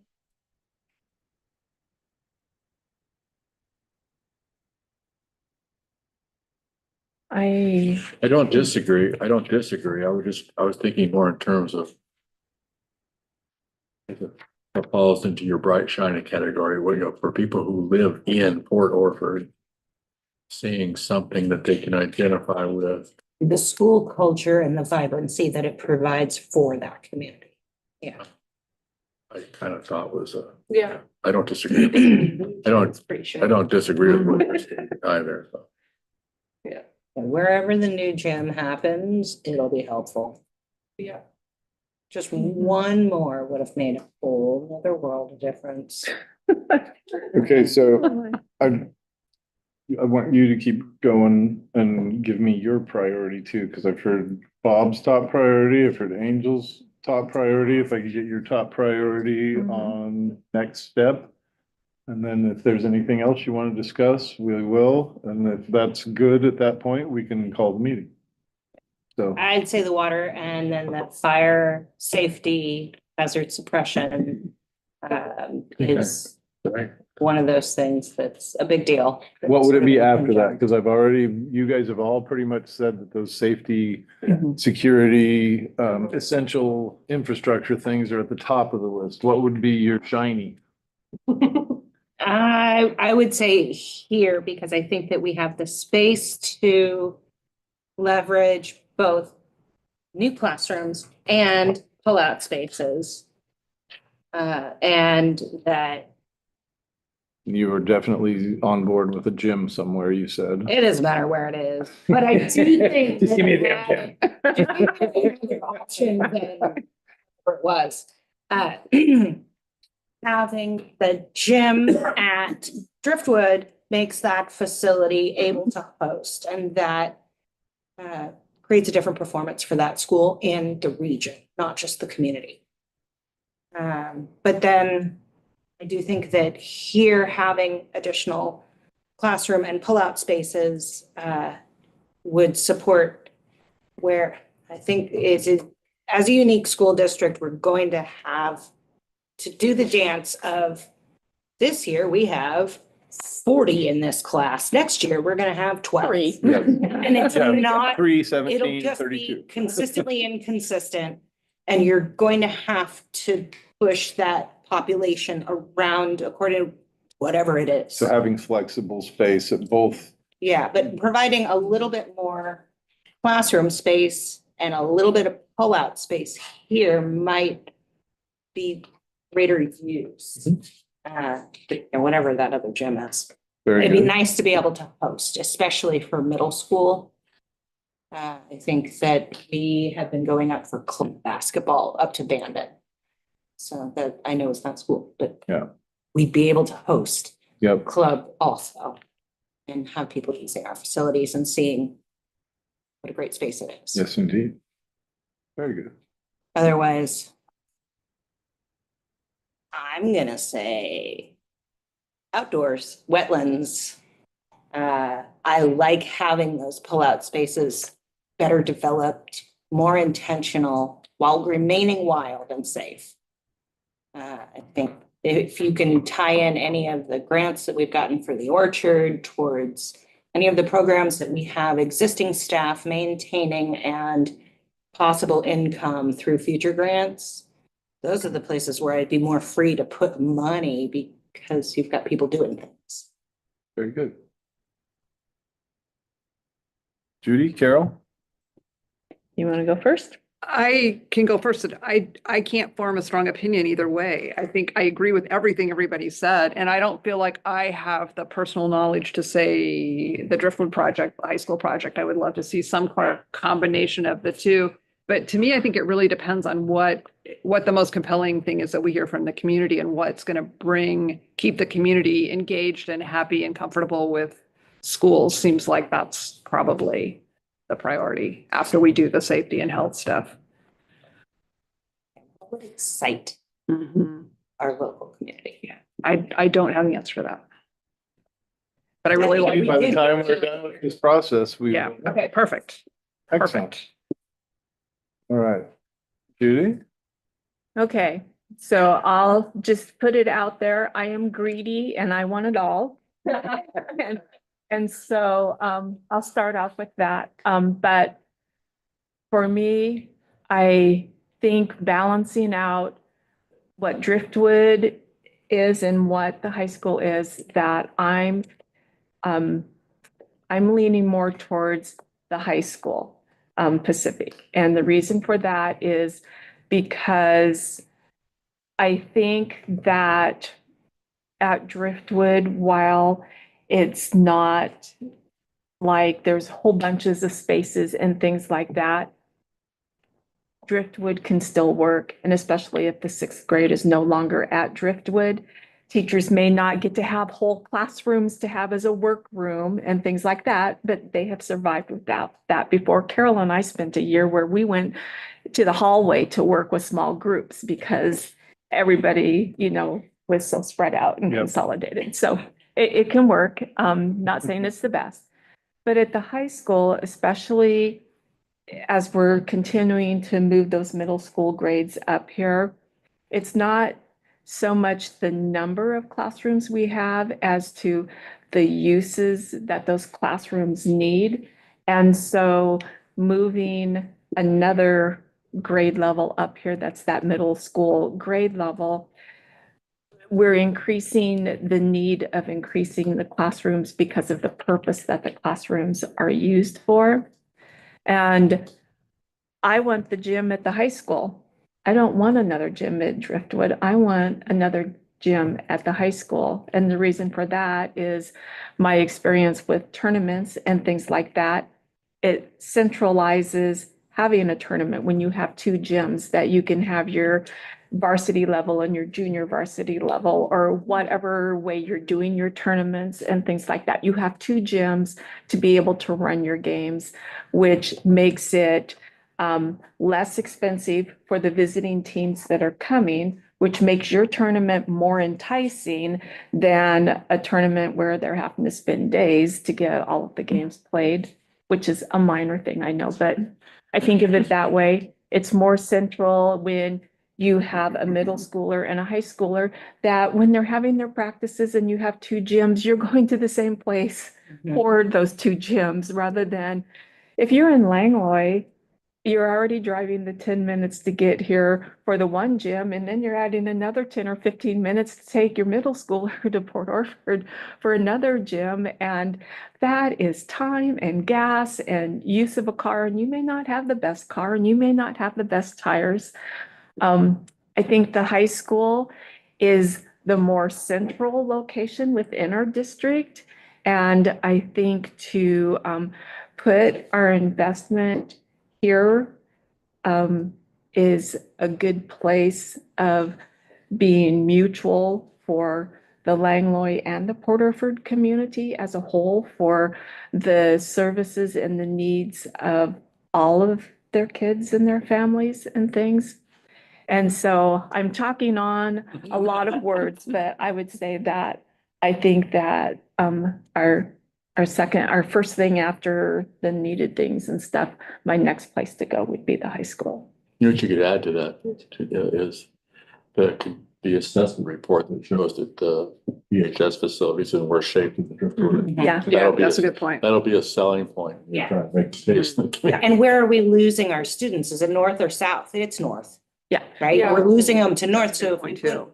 shinier facilities here, we're more likely to get our magpies back. That's what I mean. And if we have middle school and high school here, with two gyms make sense. Yes, because the elementary school doesn't use a gym. I mean, they need a play shed or, something like that, but Mhm. Yeah, but when they're really getting into sports is middle school.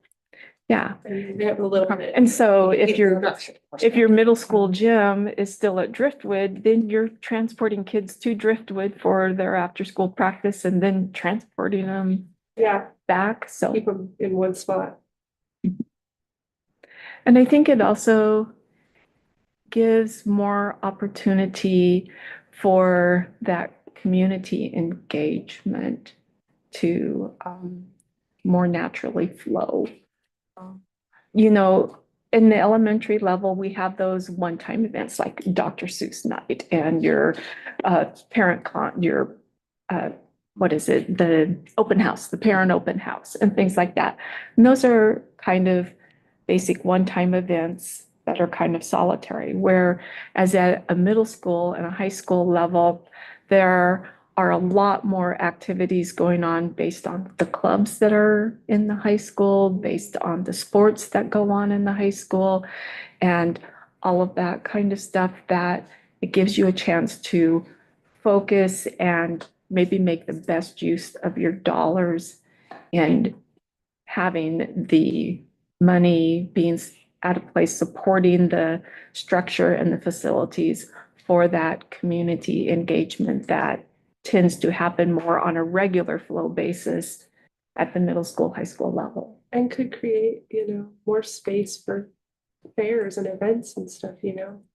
I mean, Coos Curry Electric does a STEM fair every year, but they're talking about trying to work with PHS to host it here this year.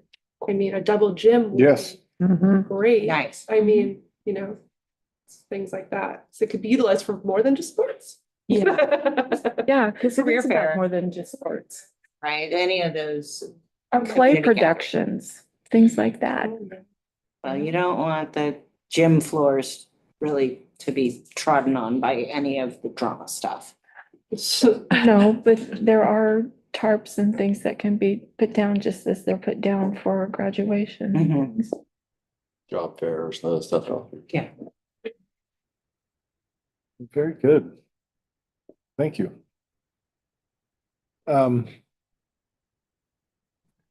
So I don't know, I was thinking, before we talked about moving the bond to a different time or not considering next November, I had been thinking about, having some items on our board meeting agenda each month to update you, and I will in my superintendent report, but I don't think we're at a critical point for, discussing further or making any decisions on the bond rate or anything like that. But as you look through those materials, or if you look through those materials and you have opinions, please share them with me.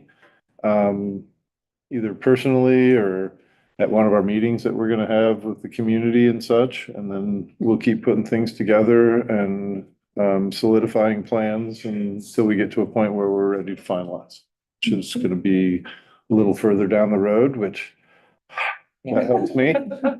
Gives me a little more time to work on things, and I do want to make sure it's more important that we get it right than we get it done quick. Okay, so you are comfortable with that? Very. Okay.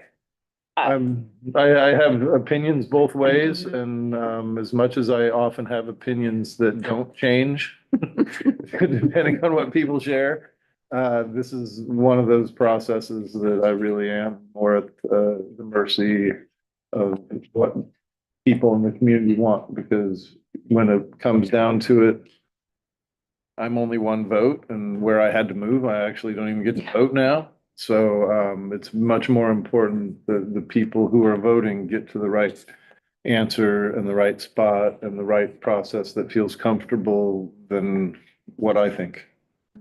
And I don't have a strong opinion. I didn't have a strong opinion for November.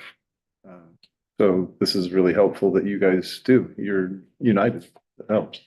Well, I will say, and this is just my one opinion, I'm not speaking for the board, because we haven't voted or made it official from the board.